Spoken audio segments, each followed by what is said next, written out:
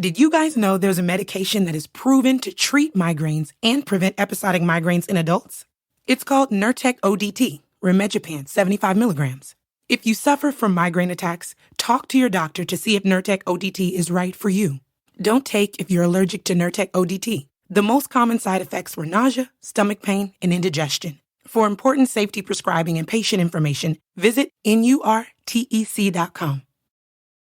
Target has Laundry Day covered because they offer a great selection of concentrated Tide Pods to help with all your laundry needs. Tide Pods clean, freshen, and help rejuvenate your clothes with odor fighters and stain removers. Did you know Tide Pods clean better than the leading liquid bargain detergent? Tide Pods are powerful enough to make your whites white and your brights bright, even in cold water. Just toss in 1 Tide Pod for small loads, 2 for medium, 3 for large. It's that easy. For great value and convenient pickup options, get Tide Pods today at Target.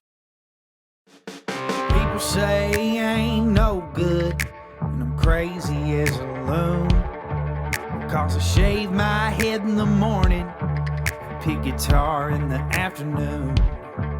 Just like old Chief and Charlie, I like to lay around in the shade. Well, I ain't got no money, but you better believe I got it made. Cause I ain't asking nobody for nothing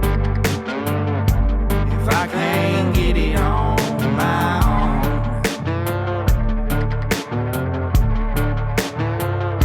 If you don't like the way I'm living, just leave this bald-headed country boy alone. Thank y'all for tuning into the Josh Terry Podcast, brought to you by Raising Grace Studios. I want to give a shout out to all of our sponsors: Par Hopper Golf Apparel, Two Pilots Distillery, Nobles Networking, Project K9 Hero, Mega Knife Co. on Instagram, Gridiron Coffee. Go look up our dudes at Creative Vets up in Nashville. They're not a sponsor on the show, but I love what they do. Thank you to Mr. Jesse Wayne Taylor for the intro to the show. Special thank you to Mr. Bruce Thompson. He's running for Labor Commissioner here in Georgia. And our management and distribution company, Red Circle. Today, I think I got like my fucking soulmate. I don't know what the fuck I call you, Marc. Marc Oriet and Mr. Baker Grissom in here.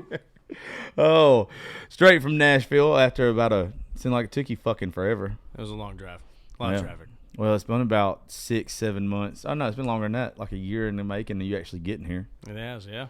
I had to talk him into coming down here. Well, I appreciate it. I'm glad it took somebody to fucking get his ass down here. Come on. You son of a bitch. Now we're tattoo mates, though, so we're good. We have the most basic white girl tattoos of all time. So. Arrows. They're pretty cute. I know. It works for me. It hasn't worked for me yet, but we'll see. I don't know. I got a it's recent. birthmark. That's all I got. I got a birthmark. Well, when you're as ugly as me and Marc, we got to cover some of this shit up. You're too pretty to put tattoos on, I reckon. All right, Marc. So, what was the reason why you were coming down today, just to hang out?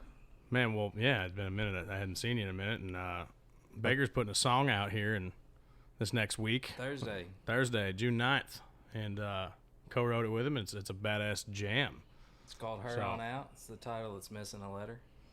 Her On Out? Her On Out. I'm from Arkansas. We don't spell well down there. So. Well, I'm dyslexic from Georgia. I don't never spell anything fucking right, to be honest with you. With those sponsors, though, I was impressed. I was like, it's because he was reading. I was reading them. Honestly, I didn't even know you could read, to be honest. I can't most of the time. I've said them so many times now. It's just muscle memory. Yeah, it's muscle memory. Just like what you do every evening, masturbator. Is that shipwreck? I want to thank my sponsor, Jergens. Yeah, this is going to be a clusterfuck already. I'm here for this. They're not my sponsor. They shouldn't be.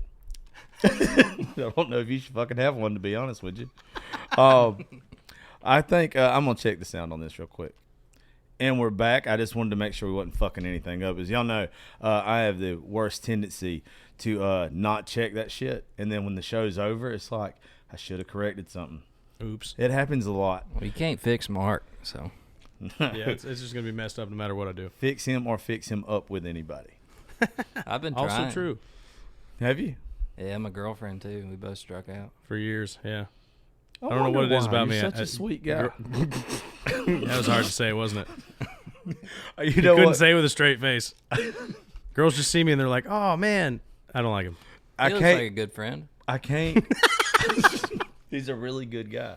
He'd be a really good friend. But as I'm sitting here thinking that, I'm looking at the way you're dressed, and it's like I kind of get it.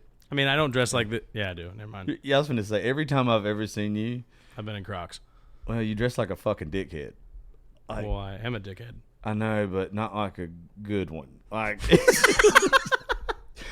you know how like you got like hipsters that dress poor, and Yeah. you're like, I bet he spent a lot of money on that outfit. No one looks at you and thinks that. Not ever. No one's like that outfit was intentionally like put together like that to where it's like oddly cool.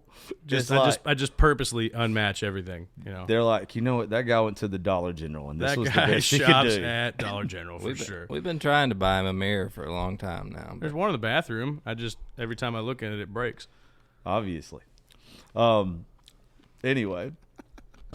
So you can't get stagnant. Now, we was having such good conversations a while ago, and now I feel like you're low.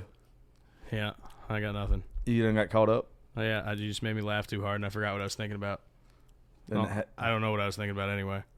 we're talking about the song coming out for Baker that y'all wrote together. Why don't you tell me a little bit about it? Because we're going to get y'all to play several songs, but just in case we like completely lose track of what the fuck we're doing on this show today, I want to make sure that they hear the song that's coming out first. Absolutely. Because they're liable to turn this off. Me and you have been known to say things throughout the show that could be turn off factors. And before anything too bad said, I want to get Baker's stuff out there. All right. Before me and you completely ruin. You want to tell them about his the song? career. Yeah, we wrote this song, I think, right before, 2019-ish. I think so, yeah, 2019. I've been trying to put this song out since then.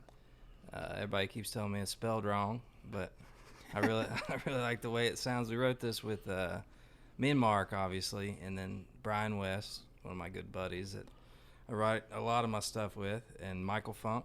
And Michael Funk's been a big part of my career, too, like doing all the production stuff. He's great with that stuff. He's been doing demos since we moved to town. And we wrote it. It was a pretty short ride. It was only like 12 hours or something. We started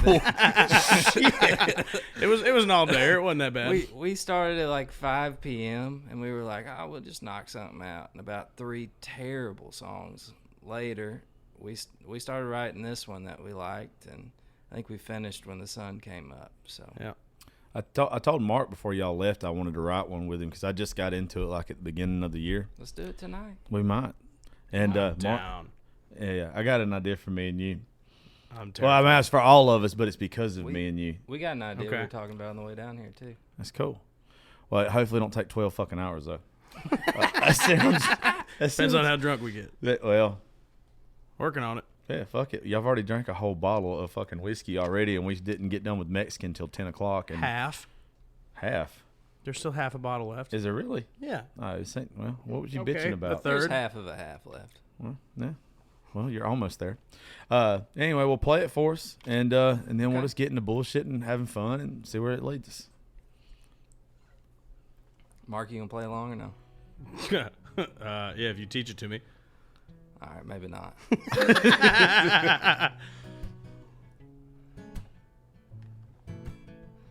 Since she left, I've been a mess, full of regret, no second chance. I wasted time, both hers and mine. Wish I could lie.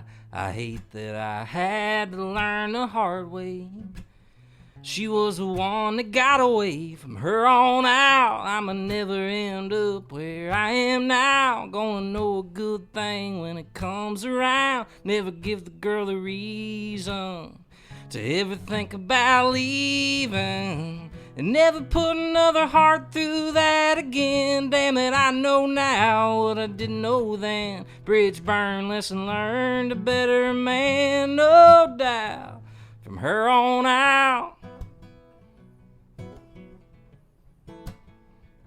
From her on out, you're gonna see a different me, the one that she swore I could be. I had to learn the hard way.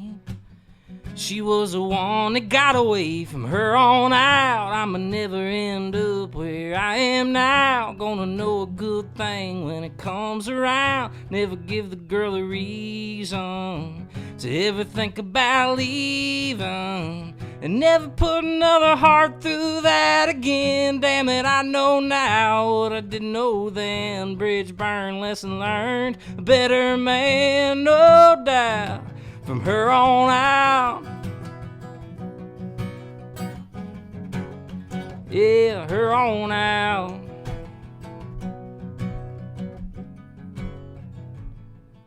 You find out fast, a girl like that says goodbye, she don't look back. You find out fast, a girl like that will make you wish for what you had. From her on out, I'ma never end up where I am now. Gonna know a good thing when it comes around. Never give the girl a reason to ever think about leaving. And never put another heart through that again. Damn it, I know now what I didn't know then. Bridge burned, lesson learned. A better man, no doubt. From her on out. From her on out.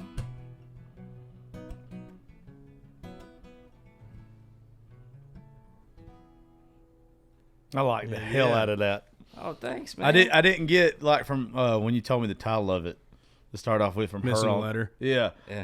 And the missing letter part of it, I get it. That's fucking smooth. That is smooth, man. Dude. Yeah, it was real quick. It only took us most of a day. How much of that day was like making fun of Marc, or y'all just bullshitting and laughing? Most of it. Yeah. In between the other three songs, you know, that we were trying to fumble through that day, I don't know if it was. I don't know. We were all kind of fucked up, so. Oh, nobody makes fun of Marc. Yeah, no, he not does ever. it good enough on his own. Boy, you ain't lying. I've literally. I've got a video that I have just yet to post, and I don't know why. I'm terrified right now. No, I showed it to you. I'm even more terrified because I've seen it and I was too drunk to remember. I got something for you. The last time I was in Nashville, he was talking to this girl, and the situation was not like what it looks like in the video. Not at all. Not even kind of what it looks like in the video. He thought I was hitting on this girl terribly and getting shot down. Oh, yes. And the girl, I guess it's your friend or whatever it was. All right, set up the scene for me a little bit. Live Oak. All He's right. talking to this girl. Yeah. I catch the What's tail. she look like, 2 or 10? She's 10. All right. She's a good-looking woman. She wasn't bad. Yeah. trying And to the remember girl which is girl it clearly was. not interested. And like Mark's done aggravated You her, but said like 10, friend yeah. aggravated. Like, yeah. Like you could tell they're being playful. But whatever he asks her, she fucking does not like whatever the fuck he says. So like she like literally like gives him the hand or whatever to get the fuck on, like playing around. Yeah. But I recorded just enough of it because I didn't know that they were playing to start off with. And I caught on to it. And I edited it down to where all you see in the video is like him asking her a question, look of disgust on her face, and her being like, get the fuck on in the video. You have to send that. I will. They like the caption, see this the again. TikTok or whatever I was going to make with it is like when your friend shoots his shot and gets fucking packed. Like, because it was the roughest rejection ever if you just see the video. I remember I came back and he was just like, damn, dude, that sucks. And I was just like, what? It's like we were just talking. I didn't even know what he was talking about. And he's like, man, I got a video. This is hilarious. And I watched it and I was like, damn it. He just got like Dikembe Mutombo. Oh, boy. Yeah. I'm talking about full-blown shacked his ass. Swatted away. Done. It was Looked fucking like I shit the bed amazing. hard. It was not a good look on you, sir. But No, I mean, in all fairness, I have that look pretty regularly. I was going to say, me and you are used to it. It's not a new It's thing. not our fucking first time. Yeah, but it's funny. I'll show it to you just a second while he's playing. Well, before we start bullshitting and just like running our mouths, or y'all picking and playing anything else, you got anything new? I have a bunch of new songs I've written. I haven't put anything out new. I'm hoping to do some by the end of the summer. I want to probably get like at least 2 or 3 out by the end of the year. I've just been lazy. and haven't had the time to get into the studio. So you've and get been them done. Lee Tuckering it. Yeah, I've been tuckering around. You know? Good old Lee. You're all tuckered out. I'm all tuckered out. Oh, I can't wait till he listens to this. He's got to get that T-shirt. Boy, all of us need to get We together all need and to write get a that parody and wear it. song or something. I'm all tuckered There's out. our hook for tonight. I'm all tuckered out. We're gonna write all tuckered out. And it's just gonna be like Lee Tucker stories the whole last time. Just a picture of Lee, the album cover. Oh, I love it already. This him sitting in his recliner, one arm behind his head. This Leroy on his fucking lap. Leroy on his lap. Oh yeah, bag of freaking Uber Eats. We will FaceTime Dustin when we get done with this, and he will fucking think it's the best idea ever. Oh, he'll die. Oh God. That's that. I will- Dustin will go wild. Oh God, it is. I would have to come up to Nashville at a Riders on Yard Bus playing and be like, "Hey Lee, by the way, we wrote a song about you." And then you're gonna get up and help us sing. No, absolutely not. Absolutely. No, I like pussy. No, You would just shy it all away the moment you start singing. Boy, yeah, that was not the good Lord knew not to give me two things in this world: musical talent and something else. I would have ended up hurting myself with. A bigger dick. Yep. Well, He gave gave you me cool just ass beard, though. He gave me just enough to get by on, and that's all I Hey, needed. We can do to you like we do to Marc most times. Just turn the mic off and you can just jam out. Everybody think you're doing it while somebody else is singing. Man, you remember that time at the listening room we played out there and Jadis got muted? Which time? He goes into this like ridiculously long rant about something that's hilarious, and then all of a sudden the sound guy was just like, "Nope, it's time for somebody else to play," and then hit mute. And Jazz just into the mic, and then he realized, and he goes, "So anyway," and he just like starts yelling to the crowd afterwards. It's fucking amazing. He's a character. Well, play where the fuck you want to. I'm here for it. All right, you want something? You want something funny or something serious? I for some reason I always like your serious stuff. All right, he started with something serious, so I'll try a new one here. I wrote this a couple weeks back with Jody Chappell and a girl named Allie Leanne. It's called Out There, and if I can remember how to play it, it goes like this.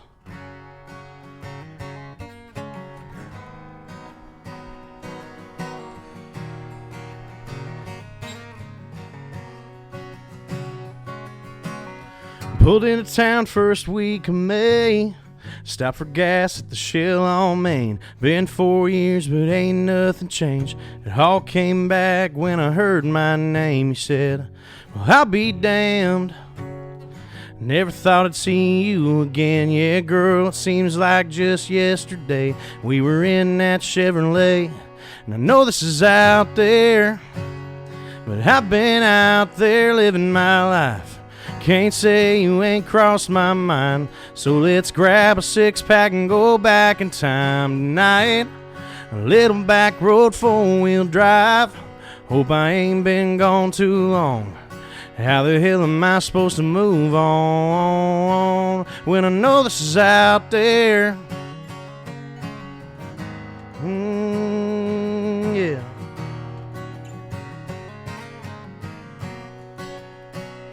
I know this is out there, but I'm thinking about what we dreamed about. 3-bedroom house, kids running around before I left for that college town. Yeah, I thought you'd find someone new and I'd be settled down too, but you're not and we're here right now. So just hear me out. Yeah, I know this is out there, but I've been out there living my life. Can't say you ain't crossed my mind. So let's grab a 6-pack and go back in time tonight. A little back road 4-wheel drive. Hope I ain't been gone too long. How the hell am I supposed to move on when I know this is out there? Yeah, I know this is out there. I know this is out there, and it's all coming out of the blue. So if you don't feel these feelings I feel, girl, just tell me the truth. I know this is out there, and I've been out there living my life. Can't say you ain't crossed my mind. So let's grab a 6-pack and go back in time tonight. A little back road 4-wheel drive. Hope I ain't been gone too long. How the hell am I supposed to move on when I know this is out there? Yeah, I know this is out there. I know this is out there. Yeah, buddy. Hell yeah. Once again, I don't. As much shit as I give you, I hate that you're fucking good at music. I told him on the last show. It'd be a lot funnier if you could just like make fun of me the whole time. I know. I hate fucking to give you any compliments whatsoever. You didn't get to hear it. Last show we did. I don't know what Marc looks like he does in this world, but it's not a musician. That's how we ended up coming up to the conclusion. He looks like he sells meth out of a trailer somewhere. That's where the nickname that's where Meth Marc came from. Marc came from. Like that's what he looks like he does for a living. But dude, you're so fucking good. You'd never guess I used to be on an ambulance. Marc looks like you fucking got picked up by some dope for overdosing. It's the mullet, man. Marc should be the reason that you should drive safe, because if you get in a wreck on the interstate and you're missing an arm or you're missing a leg or the person in your passenger seat is, that's the guy that comes to save you. That guy right there. Get out the car, mullets and tattoos. Just, nah, I'm good. Leave me here. You know how some people are like in a wreck and they wake up and they see like the EMT and they're like, "Are you an angel?" Never happened to me. And it never will. I can imagine they'd be like, "Well, fuck, I'm going to hell." Oh, are you the devil? Marc. It'd be the exact opposite. Are you the devil? Yeah, you pull up with a hell? sunburn looking like a Solo cup. I didn't know fucking demons had shitty mullets. It's a pretty shitty mullet, you're right.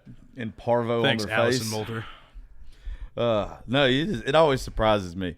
And I do mean it as a fucking compliment because I think the fucking world of you. I fuck with the people I love the most in this world the most. Like, we recently had a show, and I was telling y'all outside that I treat everybody like the same. And the reason why, like, I can make the jokes to different communities, the different lifestyles, because it doesn't come from like a place of hate or whatever. I treat everybody the way I treat my best friends. If I talk shit to you, I talk shit to fucking the alphabet community or whatever. I call all the trannies transformers. Like, I call them Optimus. Transformers? I call them Optimus Fine. Optimus what? Fine. Like, because there's the ones on TikTok, like, you don't know they got dicks. And I'll be like, okay, if I was in a bar and I did not know, I'm not taking you home. I might. I wish everybody could have seen that wink. I nodded my head. But, like, I can play around about stuff like that. And I just like giving you shit because, you know, you're good, fucker. And I like giving you shit, too. Just it's fun. You don't take it serious. I like to give you shit. The songs that come out of him always surprise me, though. Yeah, 'cause dude. There's a side to Marc that's, like, going to be, if he makes it to 80, like, still hitting on the 23-year-old girl in the bar. And Yes. Oh, 1,000%. Then there's and getting shot down still. Then there's the song that he just played, and it's like, oh, he's going to have 8 children and a wraparound porch. Absolutely. I think that's why I connect with you so good, because that's me. Every time I'm a little deep sometimes. Oh, yeah. Every time he posts something on Facebook now, I catch myself looking at it, and it's like, I've either posted that already, I'm going to post Just that about now, to. Yeah, same. or it's just like, this bitch is my soulmate. I didn't know that this was my soulmate. No. Literally everything he ever posts on Facebook, it's the exact same for me. I'm it's like, fucking weird. if it's not some random group that I'm about to save and post, I'm like, oh, Josh did it. Damn it. Every time. Yeah, it's weird. So And you're saying his next song is going to be about you. yeah, it better be. After Tuckered Out. Tuckered out. We're gonna write my next love song for Josh. God, that's what. From a girl's point of view, we need to write that song. Tuckered Out? I'm or all the tuckered Josh out. thing? Oh, yeah. A girl's point of view of From Lee a girl's Tucker? point of view, I'm all tuckered out. Oh, A girl's lovely. I feel like Boy, a totally different song. I think we would like it better because it would hurt his feelings. Oh, yeah, absolutely.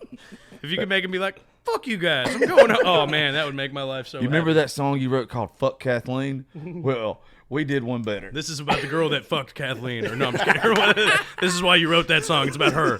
We have her back. Yeah. Because she fucking won't get off yours. That's got to be a line. Honestly, yeah. Oh, God. Every time that I have anybody in here, that knows him, 90% of the show that we talk about ends up fucking talking shit about him or like being sincere about how much we fucking love him too. Yeah. I imagine this week, like Dustin's coming in, I think Wednesday, and he just put out half of that show is going to be about yeah. And he just put out a whole album, and it's like took 10 years of his favorite song. Like he wrote this whole long Dude, Horseshoes and Hand Grenades is one of the best songs I've ever heard. Yeah. I fucking love that song. Yeah. And so we're going to literally break down every single song, and I haven't done this with anybody yet. We're going to break down every single song on there. He's going to play them acoustically, and he's going to tell the meaning behind them and everything. Like his own little writer's round just for that album. Hell yeah, that'll be badass. Yeah, well, I'm gonna start doing that with folks. Like, I like the fun shows. Like this will be fun. It's got music and everything to it. I like having the folks coming here from TikTok and all that shit and social media influencers and stuff. The politicians, but I just like fucking being around musicians. Like I like being around people. I know I've said it 1,000 times, but being around creative people, like creativity drives creativity. It makes you more creative. I don't get that shit around here. Like, I have to go to Nashville. Because you live in the middle of nowhere. Bitch, I don't have a choice. I know, I'm just being a dick. Yeah. Like, if I was, but also, boy, if you think I got a drinking problem now, put me in fucking living in Nashville. Man. Oh, dude, everybody develops a drinking problem as soon as they move to Nashville. Yeah, there's no fun. It's Everybody. not really a drinking problem because we have it figured out. Yeah. But it's a fun problem for me. It's an expensive problem. Oh, goddamn. You can't throw that good of a time at me 7 days a week, and I'm not trying to have fun 7 days a week. Oh, yeah. It's very hard, like especially when you play like multiple rounds a week or something like that. It's very hard to not go out every day because even if you're not playing, your friends are, and you go there and you go to just see your friend and have a beer or two and watch them play, and then all of a sudden they get done, you end up at Red Door, and you're hammered the rest of the night. All of a sudden you had $200 tab. Especially when you go with Marc. Yeah. I like shots, man. I went with Marc one time. Marc left me. I forgot. You remember that shit? I did leave your ass at the bar. Why did you leave him? This is like I had to take you home. Well, fuck you too then. I literally ditched all my plans that night because Marc was like, let's go out, let's have a good time. And I was like, fuck yeah. And we get there, Marc introduces me to some people, and then Marc's like, I'll be right back. And then Marc never came right 10 back. minutes come back, I'm like, where the fuck you at? Did you even introduce me? I don't think so. I don't know if we met that night. You were already in the back, and like you were drunk as shit, and you were like, I need a ride home. And I was like, all right. And I was like, I need to get him home. Yeah, it'd been nice if you fucking told me that. Yeah, I didn't know you were still there. You were talking to some fucking, like, not attractive girl, weren't you? And I was like, oh, he's going to have a good time. No, that's what you were doing, which is probably what I was doing, too. Honestly, it's probably what we were both There's doing. a good and bad side to getting to know bartenders because it's like, oh, You yeah, boy, what's you up, ain't fucking what's lying. up, buddy? Like, come on. But Throw drinks at you over a crowd, they're good to go. They take care of you, and then 3 drinks in, it's like, well, those were all whiskey. Yeah, those caught up fast. Yeah, I don't much care for the fact that when I go to Macon now, that they will just give me. When I was broke as shit and I didn't have nothing going for me, boy, you couldn't have gave me a goddamn PBR. Like these bitches would have charged me double. I hate and that. now they're like, hey, we know you drink Buffalo Trace. This one's on the house.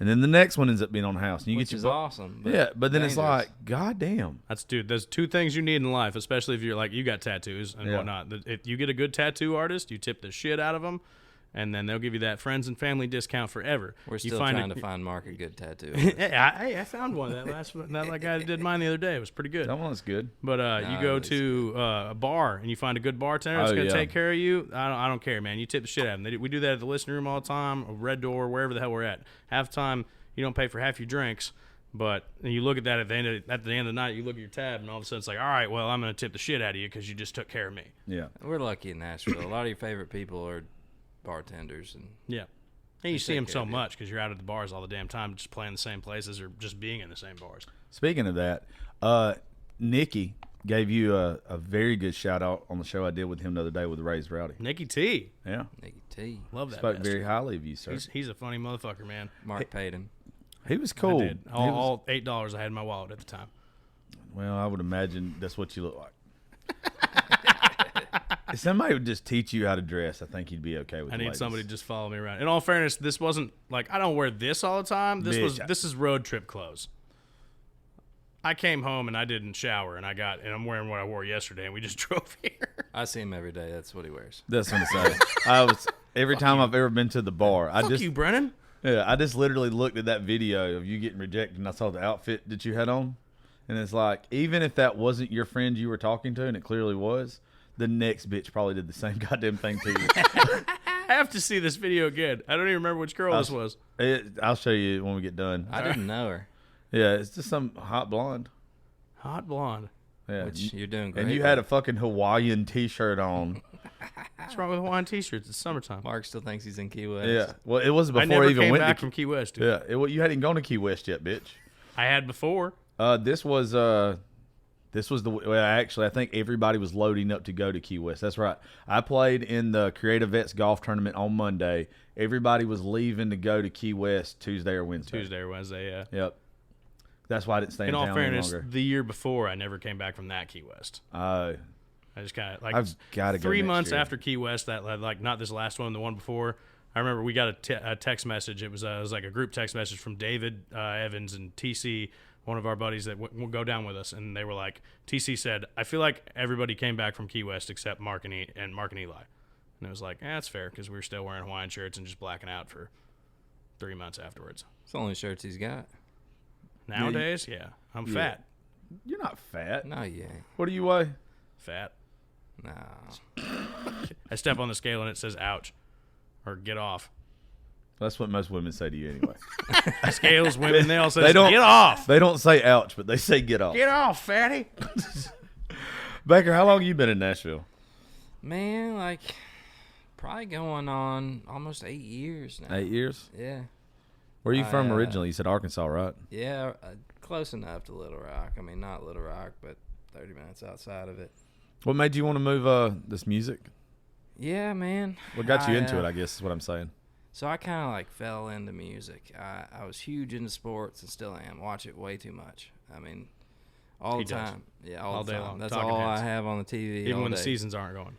But, you know, I mean, if you see me, I'm not exactly built to be an NFL or NBA player. And I kept breaking bones, man. Like 13 to 16, I was just always, you know, strung up with something. Like it was a collarbone or an ankle or a knee or a wrist. And my mom told me one day, because I was listening to some country music, and I was like, I think I want to learn guitar, learn to play that. She goes, if you go buy a guitar, I'll pay for the lessons. And there was this hippie that lived like, I don't know, or worked probably 2 miles from the house, and I started taking lessons from him. He introduced me to a girl that did like voice lessons, and she was we worked together for like, and I still need a whole lot more of those, but we worked together for probably like a month or two, and she said, hell with these voice lessons, we're just gonna go start playing. And so she got me out to bars, and I was hooked. It's cool. It's funny that's how you started. We just got done. I had a conversation with a lady the other day about growing up.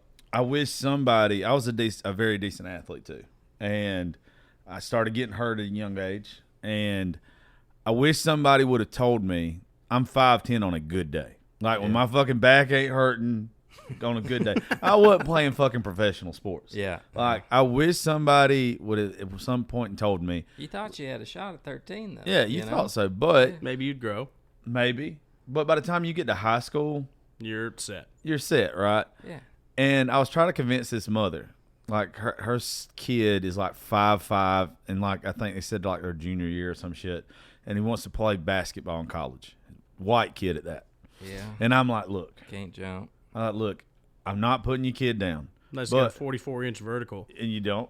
I would imagine he doesn't. Yeah. He's still getting blocked. Yeah, exactly. I was like, with basketball especially, or football, you don't have a chance unless you're 6 foot tall, just because of the physical limitations. You got to be able to touch the rim at least. You got to. But you can take that passion that you got for that, and you can put it into music. You can put it into something else or whatever. Yeah. And it's funny that's how you kind of got into it. I was trying to convince her that, like, you don't have to – there's certain things that you can't do in life. Like, everybody says you can do anything you want to. You fucking can't. Some people got limitations. If you're not smart, you're not going to be a rocket scientist. Yeah, no shit. I'll never, ever be a brain surgeon. There's no way me and you could ever be a brain surgeon. No way. Yeah, but there's stuff we can do that a brain surgeon can't fucking do.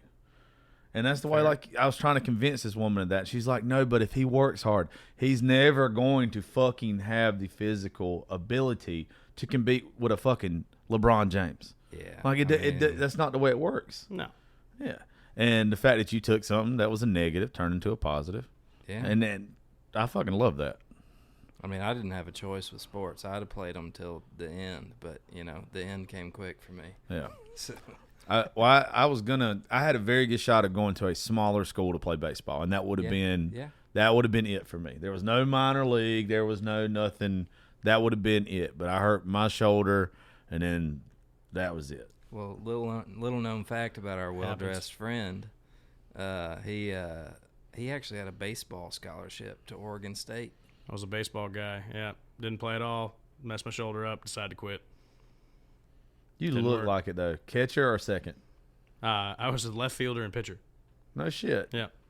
Okay. But that's how I like to describe my look. You're sitting here saying I look shitty, and I do, 100%. But if I'd never been able to describe like to people how I look like a guy that has definitely played baseball at some point in his life. No, if you go look right played now, baseball, probably was in a fraternity, and both correct. I wouldn't say, which I don't know a lot about fraternities. The fraternities around here are very preppy and like uppity fuckers. You don't look like that to me. But we had those at Oregon State too, but it was like there was other ones that were like this was the redneck frat, and then this was the party guys. You go look at the Volunteers baseball team right now. You look like dude. Morgan Wallen brought back the mullet. Everybody's got one now. You could look like you could fucking go into it. Everybody's absolutely got mullets. Yeah.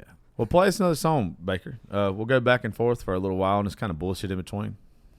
Sounds good. Whatever you and like we always tell folks too, you don't necessarily have to play. You can always play yours, or you can play what got you into music, some of your favorite songs. Every time we have an artist on here, we started this probably at the beginning of the year. We had Marc was part of the show. Marc was part of the show, and it was just where like it gets to be such a routine with you guys because it's work, like having to do writers rounds and all that kind of stuff. Sure. That every once in a while, I like for folks that just to sit around, have a couple drinks, and play the shit that that got you into music, that got you kind of makes you have a connection with the listener to where sitting on a tailgate somewhere back in the day, back in Arkansas or whatever, like when you first learned to play, like stuff like that. I mean, play whatever you want to, obviously, but it don't have to be about work. This is supposed to be about fun and bullshitting. I mean, that's literally how I started. I never really got the idea of, hey, I'm going to move to Nashville and become a country whatever. Like, I was just playing on the tailgate for my buddies or around a bonfire or something, deer camp or, and making up songs. And eventually it was like, this looks a whole lot more fun than getting an insurance job. So I didn't even know you could write songs as a job when I was that age. I'm gonna pick your next song, so I'll let you pick mine. You're gonna pick? Oh, you want like a one you wrote, or what? Whatever. Yeah. Oh hell. This will get interesting. I like this. This could get interesting. This is I good. gotta think back to ones that we haven't played in forever now. I'll be easy on you the first time. All right. Maybe. I'll be easy on you, I guess. You still know Down to Heaven? Oh Jesus. That's not really easy. No. Okay, do the Right Bar Wrong Stool. I didn't write that, but I love that song. Okay. Song with Brian West, who we talked about already. You said it's right bar, wrong stool? Yeah. I already fucking like it. Dude, this is one of my favorite songs he's got. Absolutely. You ever dated a bartender in your life? I have. Yeah. Well, this turned out how you would think it turned out. They don't ever turn out good. Never one time. Nothing against bartenders. They treat us great. They just usually have better options than me. You ain't You're fucking sitting lying. on a salt rim and it's her you lose. And funny how one finds its way to two. Been kicking myself from across the room. He's doing everything I used to do. Throwing back those memories, double shots and whiskeys. No better than to know he's the reason she's not with me. I'm a little late, she a little gone. He's buying her that something strong and I'm losing count. What number they on? So bartender, give it your best shot. He don't know half of what he's got. She's top shelf, I'm on the bottom, well, with no one to blame but myself. Did I miss her by a minute? Did she want me to witness? Either way, I just feel like a fool, ordering rounds, drinking them down, playing it cool. Right bar, wrong stool.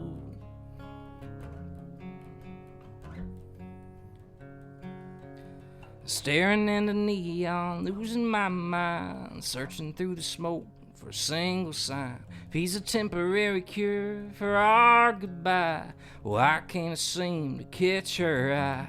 I'm a little late, she a little gone, he's buying her at something strong, and I'm losing count of what number they on. So, bartender, give it your best shot. He don't know half of what he's got. She's top shelf, I'm on the bottom, well, with no one to blame but myself. Did I miss her by a minute? Did she want me to witness? Either way, I just feel like a fool, ordering rounds, drinking them down, playing it cool. Right bar, wrong stool.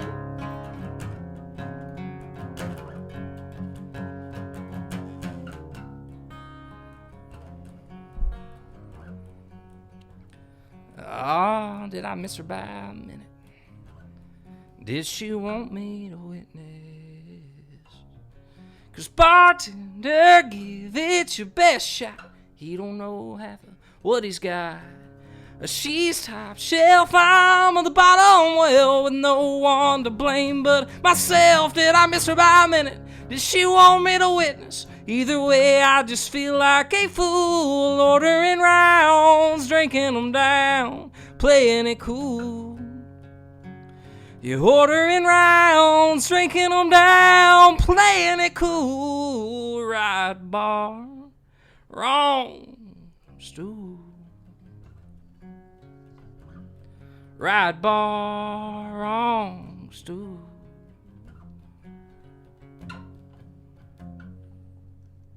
That's a fucking banger. That's that. a good fucking He put song, that out, dude. That's such a damn good song. Oh my god. No, that is Dating a Bartender. 100%. Yeah. That shit sucks. That's been one of my I mean, favorites. it's incredible, and it's It's fun till it's not. tragic. It's fun for a while. Yeah. and then it's not. Uh-huh. You're not wrong. God, I'm not a very like jealous person. I used to be super jealous and super insecure, but now like I'm at the point in my life to where if you're gonna fucking do something, you're gonna do it. So like I just don't really care anymore. Yeah. And dating a bartender will make you fucking care and make every insecurity and make everything that you didn't think Absolutely make you care. jealous again Oh, yeah. inside you come out. I mean, they're getting hit on all day long, everywhere they go. Fucking day. And it's not even that. Like, I think I'm a good looking dude. I don't have a problem with my appearance. But then you see like goddamn Thor walk in the bar, and he fucking tips her a hundo, and he's nice to her. And he's got better jokes. Yeah. Yeah. I doubt he's fucking can make her laugh like I can. But In bed? yeah. Fucking cocksucker. But yeah, that shit will make you just go stir crazy. Yeah. Yes, it will. But guys that look like that are kind of God's way, evening out the world. I feel like we know a few guys that look like Greek gods. They could be an Abercrombie model, but they get up and start talking to girls, and they're one of the most awkward people in the world, and it's just like terrible to watch. God, And then they bring around like a fat guy like you or me that's able to just like laugh their pants off, I guess. I'm not gonna call this girl out. Besides for the fact that she was on the beach trip with us, there was this dude. That came up. This motherfucker was chiseled. I'm talking about he had muscles on top of muscles. His abs got ass. Yeah, like, and you ever seen like the scene? You ever watched Grown Ups 2? Yeah. All right, you know where the guy walks up and he's a lifeguard. He's from Canada or whatever, and he's like fucking Get a jacked. real high pitched voice. Yeah, he talks like that or whatever. This dude is in real life, but the dude's better fucking looking. This dude walks up and starts talking to like one of the girls that are with us or whatever, and like she's done been like eyeballing him from across the bar. So steroids didn't work or what? I don't know what the fuck. It worked Just really made his good. voice They higher. fucking took all the nuts. Just not on. There wasn't a fucking single ball or testosterone left in this guy. Like nothing. Comes straight out the shot. Yeah. And That day, though, when he hits himself with that shot, he's probably got a real deep voice. It's like Marc McGuire. Yeah. She had been like eyeballing this dude all night. He finally gets the balls to come up and say something to her. And he gets over there and he starts talking. she pulls him away from me, like, so I wouldn't hear his voice. Because she knew you were going to say she something. She knew I was fucking fixing to clown. There you go. Like, they went off and came back or whatever, and, like, as they come back up, she literally says to me, Josh, before he sits down with us, don't you say a goddamn word because he's nice. And I'm like, what the fuck is wrong with this guy? Like, why we you got a tail? Like, the motherfucker is gorgeous. Like, what do you, like, I can't fuck, he looked like Riley Green. Yeah, what are you going to say? Like, what the fuck am I going to say? I can't fucking say anything. Yeah. Dude sits down, he's like, hey guys, how you doing? Can I order you a shot? And I'm like, oh, this is why this bitch. This is exactly why she brought that shit up. And then because being the dickhead we was sitting there talking about music or whatever, and I was like, is your favorite artist Willie Nelson? And the only person that got it at the table was her. And like fucking, she's just got giving me death stares because the dude was like, I don't listen to much country. And I was like, no kidding. Had no idea. I was like, all right, Mighty Mouse, like, I'm fixing to go ham on you. And then I ended up requesting fucking some Willie Nelson with the guy or whatever I was playing. But the story ends with them going to another bar. Because I was thinking. Without you? Yeah. I started like pulling up like dog squeaky toys on my phone and like the noise that they made. And I was like, I like went on YouTube too, in that scene from Grown Ups. I sent it to everyone at the table besides her. So everyone opened up the clip. He's like, hey guys, I'm from Saskatchewan. Boy. They're all laughing. She doesn't understand what's happening. She doesn't understand what's going on. And God. he never heard because the music was so loud because everybody had to put their phone up to their ears to hear it. It was absolutely wonderful. You guys really are the same person. I know. 100%. Yeah. I know. I'm telling you. It's weird. It was the first time I met this guy. I was like, damn, I don't know how the hell I have never met you before, but like I feel like we have the same mother and father. Yeah. Like, we had to have grown up in the same. We have to be related. Lee Tucker told us the first time we met that he was scared to introduce us. Yeah. Because he thought Lee Tucker says that. Yeah. Because he knew that when we got together, it was probably going to end up in jail. Like no, I just ended up leaving him at the bar. Yeah, he just left me. To come full circle. Yeah. When I fucking leave you on the dirt road, I don't want to fucking hear it. I had to go pick up one of my friends. It's payback. I'll get an Uber. Oh, they don't have those here. Oh, no, you're fucked here. I'll just GPS it and walk 17 miles. We don't have service either, motherfucker. Shit. I'm fucked. All right, well, let's hear the next one. What you going to pick for him? I like that. Oh, yeah. I like that. That's cool. Oh, anything besides masturbator, because he's done that like 7 times on the show. Yeah, I mean, yeah. So there's a song about a wedding. He's played it, but you can do it again because everybody loves it. Yeah, you can play it again. Everybody fucking loves that one. Well, I do that on the show? Yeah, when we were blacked out drunk at 4 o'clock in the morning. That would explain why I don't remember. Yeah. He actually did this one down in Key West, and I wasn't even. We did this one. I know, yeah. I wasn't even in the bar. Like, I was outside, like, walking by, and he was like, he saw me, and he's like, get in here, get up on the fucking stage, play this with me. And they got a video of it, and I messed up the hook at the end. It was awesome. But this was a funny song. We wrote, it was me, Baker, Eli Locke, and Jadis, our buddy. We started a group that night, I think, that we called #FT4, which I can say on here, so it works. It's the Fucktastic 4. So I didn't come up with it. No, I don't remember who came up with that, to be honest. But it was a dumb meme group. We always sent dumb shit back and forth to each other. But anyway, Baker and me had started this song before with Eli, correct? Where he came back from like a wedding, and he was like, "Man, I noticed there's a lot of similarities." I was at one of my buddies' weddings. Yeah. And we tried to write it, and we didn't get all the way there. We got it pretty close, but we realized we needed a guy that was married for the right perspective in the song. And anyway, this is The Funeral.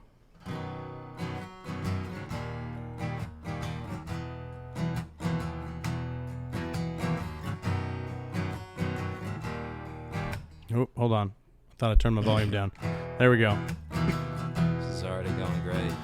Black tux, black tie, black Cadillac, family in the front, friends in the back, and a preacher reading scripture while his mom was crying.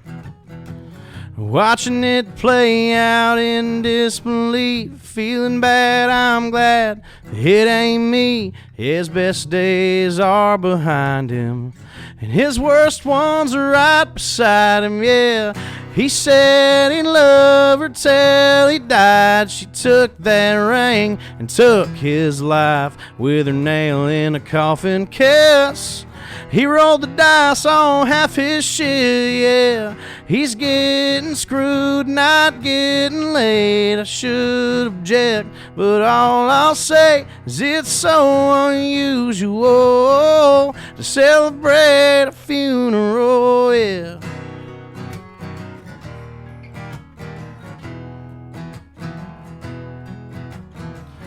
White doves, white dress, white wedding cake. Wife's pissed 'cause the white letter should say just married, not just buried. On her getaway Chevrolet, yeah. He said he loved her till he died. She took that ring and took his life with her nail in a coffin kiss. He rolled the dice on half his shit, yeah. He's getting screwed, not getting laid. I should object, but all I'll say is it's so unusual celebrating a funeral, yeah.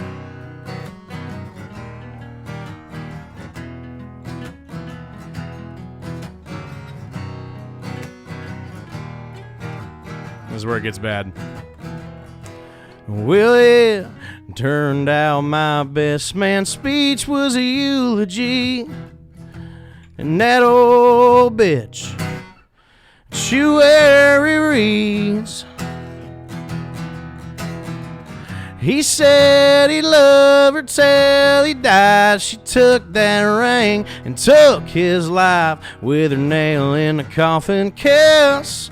He rolled the dice on half his shit, yeah. He's getting screwed, not getting laid. I should object, but all I'll say is it's so unusual celebrating a funeral, yeah. It's so unusual celebrating a funeral, yeah.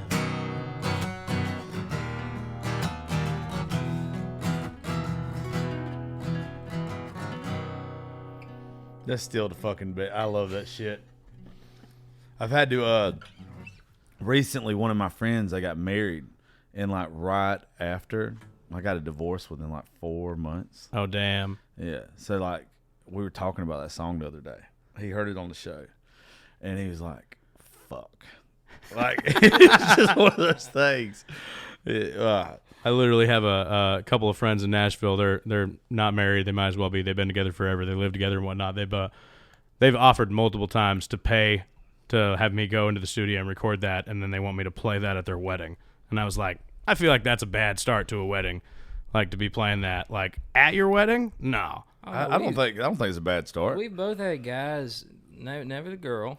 Guys hit us up on Instagram and be like, I'll give you $500 if you can get this done by September. It's always got to be the best man, right? September 11th. The best man. It's got. Well, goddamn, yeah. Let's just Not that one. Damn. September 14th. Yeah, when my wedding is 12th. Honestly. Jesus. Wow. Sorry, that took a turn. Oh shit. Let's compare the song to the worst day in our nation's history. There you go. That's how it would go over at the wedding. I feel like it would go over exactly the same as the wedding. I know there's been one wedding in particular that if I'd have known about that song, I would have fucking blared it. Dude, I had a boat full of guys like a couple weeks ago. They were in town on a bachelor party. Yeah. And the end of it, I was like, so which? Like I had figured out during the time. I was like, hey, the guy that's getting married, man. Like, you doing this? You doing this shit on purpose? And he was like, yeah. And I was like, man, that sucks. Sorry, but hopefully it works out. And he was like, it probably will. And the other guy goes like from the background, was like, I give it 6 weeks. And then we were just laughing our asses off, and all of a sudden I was like, man, I got a song for you. And I turned on that song, the like work tape from right when we did it, because that was all I had on the speaker. And they listened to that, and they were all just like, oh, my God, this is like absolutely going to be your life. And they were like, you should come play this at the wedding again. I was like, I don't think so. I think I don't know. Maybe I'm wrong. Maybe it's a wedding song. I don't know. You got a career as a wedding singer. Well, you're wrong if you think it's like, it's too piss off the bride. Like that's definitely like the that would groom. piss off the bride and her it's entire not the family. it's not the fucking it's not the groom that wants the song. It's it's like the groom's party. Definitely the best. Yeah, and it's That's something you play at the bachelor party. No, it's an asshole like me that wants to like be like Just screw his friend over right at the wedding. Oh, we've yeah. we've had grooms ask for it. I man. like I'm the couple I'm talking about, direction Tessa and not- Chad. Like they both love the song, and they were both like, "You should that's play all this right. at our I think- wedding." And I was like, "What?" I think if you're a couple that like roasts each other and has that kind of like relationship, That's true. I think that is a great wedding song. In all fairness, that's like the best relationship you could have. Oh, that's the only kind I like. That's about the only time it's probably going to work. Yeah, I cannot be with anybody that you can't talk shit with me. Yeah. I don't know how to like be sentimental all the time. Now there's times that I can be, and when I am, I'm like overly about it, like I'm too much with it. But most of the time, I'm steady talking shit. You got to have somebody you can bounce shit back and Yeah. forth off of. So like that- if they can't take you giving them shit and you can't take them giving you shit, then it's bad Yeah, from the get-go. I've never thought about that song like that. I bet you for like couples that are actually fucking happy, like, and they're sitting there trying to find the perfect first dance song, and they're like, I want to shock everybody. I want to make here. everybody out here just be like, "What the and then fuck? laugh. Oh yeah, that's Can you imagine being the dad that paid for the wedding? and then That's the, Oh, and that's the song that like they pick to play for their yeah, but first dance or if some you're shit. a fun couple, I would get that. That would be fucking epic. Yeah. I bet that's why. I mean, we might actually have to get that recorded now. Now I've never thought about it like that. I've only thought about it from the point of view of like being in the groom's party and being like the guy that's like, hey, by the way, I want to play this song, and then the bride is being like, fuck you, Josh.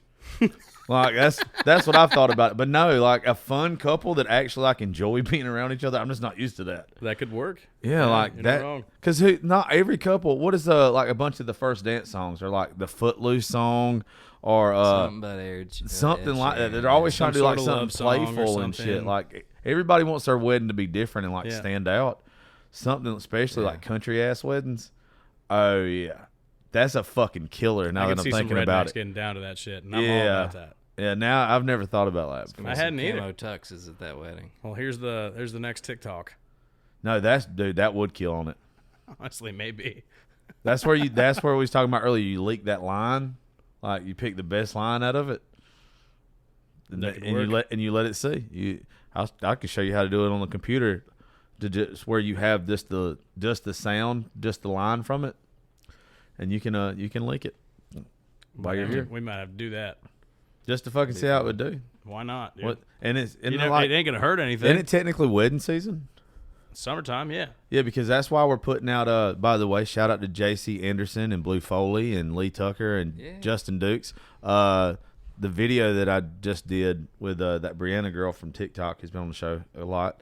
That video is supposed to be coming out with. Am I gonna say this right? Because y'all got to know him. Was that for Dukes' song? It's J.C. Anderson's song. Oh, yeah, JC just It's put called one up. Worst Day. But is it Whaletail Productions out of Nashville? Whaletail Media. Whaletail Media. Yeah, they did my first music video. Yeah, he did it. So I think the video is coming out like in the next 2 weeks. Hell yeah. Yeah. They That's said very I look awesome. like a fucking tool getting married. Oh, I'm sure you do. God, I think I actually saw the snippets of that. You definitely looked really dumb in a suit. yeah, it's not for me. Yeah. Yeah. It seemed like that would have worked if it was sleeveless. Yeah. Like, I feel like you have to get married in a sleeveless tuxedo. People don't understand this. I don't not wear sleeves a lot because like I think my arms are big. I like my tattoos. I sweat fucking hot down horribly. It's Georgia. Like, my armpits everywhere I go. I have to wear black, or it looks like I'm swimming. Yeah. It looks all like the you time just because I dumped sweat so- water all over oh, your shirt yeah. and your arms. So get like it. I I've just been- don't wear fucking It's sleeves Key West, anymore. dude. The whole entire time. You just got to bring a lot of shirts. I just don't wear sleeves. We're at like almost an hour, so if y'all play like one more piece, and then we'll drop your social media, we'll Giggity. let that be the show since y'all done like fucking drove. I'm going to let you go All- first, all and I'm going day to go long. make another drink. Do you need another? You know what we'll do? We'll pause it because I got to piss. So we'll be right fucking back. Hi, welcome to your neighborhood pharmacy. Hi, I've got a prescription for diabetes test strips. How much is the copay? Well, it depends on your type of commercial insurance and factoring in your yearly spend, subtracting the deductibles, also depending on your monthly allowance. Why based can't on there be a better option? Or you could try Contour Next test strips. A 35 count's only $19.99 over the counter and proven to be highly accurate. Go to contournext.com/radio to see if over-the-counter strips are a more affordable option for you. I think I'll try Contour Next. Your plans? Today it's dinner with the parents at your spot. We gotta come back here. Now, their spot. Or you're on the edge of your seat at the game. Come on, just one time. And it's the one. Or maybe you're catching the next flight to... Now boarding flight 1850. Oh, that's you. The choice is yours. And when you're with Amex, it's not if it's going to happen, but when. American Express. Don't live life without it. All right, we back. I know I said before, like, the little break that we just went on, which y'all, that was literally like a millisecond that we were gone to y'all, but we was gone like a fucking hour. Hour and a half. And easy. before I had said it, I was like, okay, y'all play one more song apiece and we'll be done. But they said, fuck that. We're going to keep going.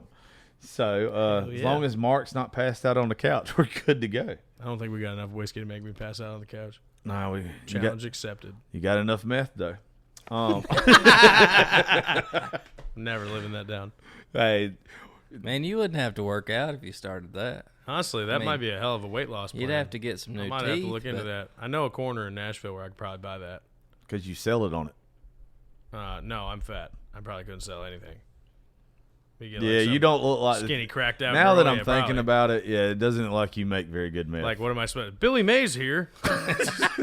Ready to sell you meth on the corner of fucking wherever. 12th and Porter. Pull your microphone closer to you. My bad. And yell into it like Billy Mays. Yeah, hey, on the spot. Give us your meth pitch. If you were Billy Mays. I know it's creative. I know it's creative as you are. Billy Mays here. Have you ever thought you were too fat and needed to lose weight real quick? Have you ever just really disliked your teeth? Then boy, do I have the solution for you. Meth. Want to stay up all night stealing copper and catalytic converters? Then we've got the solution. You want to be really jumpy all the time? What was it? Squirrel. Oh shit! Didn't he die? Yeah, he died of like Coke or something or Too meth. much OxyClean. From Coke? I'm pretty sure he overdosed on some shit. Meth. OxyClean. I hope it was meth. You overdosed on OxyClean? Cotton. In that guy's defense, he was about the best salesman ever. Like, that guy could have sold me cancer and I would have bought one and got one. Like, he was fucking on point. I feel like you made that joke on the show before. I probably have, but I mean it.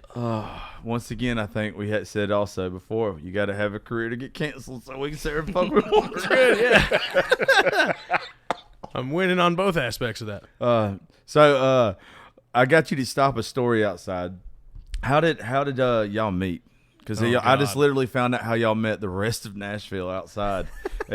By the way, you didn't realize this, and I kept waiting for you to catch on outside because we wasn't hollering in the parking lot. Oh, I was screaming. I heard it echoing off the hospital and back. Everyone, I'm just a really loud person. Over at the hospital now knows like you've had chlamydia like 7 times as loud as you told that story. And a while now ago. everybody listening does. Thank you. Only 7? Yeah. He gets it. He gets one more. Like he'll get a hole punched in that Yeah, card, they give me a punch card for prescriptions. Yeah, your visit's free. Thank God for good RX. Hey, look, that was the worst thing a doctor could have ever told me. Was this 1 shot and 2 antibiotics? Good to go. Good to go. Raw dogging forever. So I'll tell this story because okay. Thank God. Baker's like, let's shut up about fucking chlamydia. He's got people that are probably gonna listen to this. Oh God. There's always that one guy on the show too that gets uncomfortable when we start having fun. Like I can't remember who it was last time. Oh, Trey Landon. Trey got uncomfortable. Trey got super uncomfortable. Trey was just like, okay. What are you guys talking about? Trey was trying to leave. Was that when I made the Holocaust joke? No, he was already gone by then. Oh, thank God. That would have made him lose it. Oh boy. He all right, tell how y'all met before we get in trouble. Well, I got to tell it because Marc's one of my best buddies in the world. His angle's way better. Top 5 buddies in the world. Will do anything for you, and I've had to ask him to a couple times. Mowing the lawn and shit. Well, you don't do that, but anyways, so we're at this place called Blue Bar, and if you're in Nashville, Tennessee, and you're going down the strip in Midtown where all the locals go, there's winners and losers. It's unmistakable. They have them in different cities around the thing, but it's like they're big bars, winners and losers. Well, across from there, originally was this place called Blue Bar.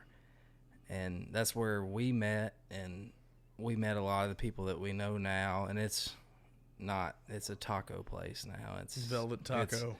It's sad, but anyways, so at the time you moved to Nashville, and you think all these things are big deals that aren't, and you're playing this place that you're all nervous about or something like that. And this was one of those nights, and I'm in the middle of not a rock and roll fun drinking song. I'm in the middle of this is how well I can write a sad song, and it was shit. But it's pretty early on. Yeah, it was pretty early on. I would not stand behind it, but so I'm doing my best. I probably have my eyes closed halfway through this song, just trying to do my best to get through it. And anyway, so this guy in an American flag cowboy hat. which I had seen him play the round before me, and an American flag shirt, an American flag cowboy boots, cut off shirt, everything, an American flag guitar, American flag. I was really trying to Toby Keith it. Capo, which is what you use to move the keys. You look around. like a miniature Kobe Keith now. Like a Kobe Keith. Yeah, I've got that good. Like now he looks like a meth salesman apparently, but but back then he looked like Toby Keith's son. And he walks up to me in the middle of this song, and I'm just trying my damnedest on. And he walks up, and this is probably, country songs are 3 minutes. This is probably 1:35.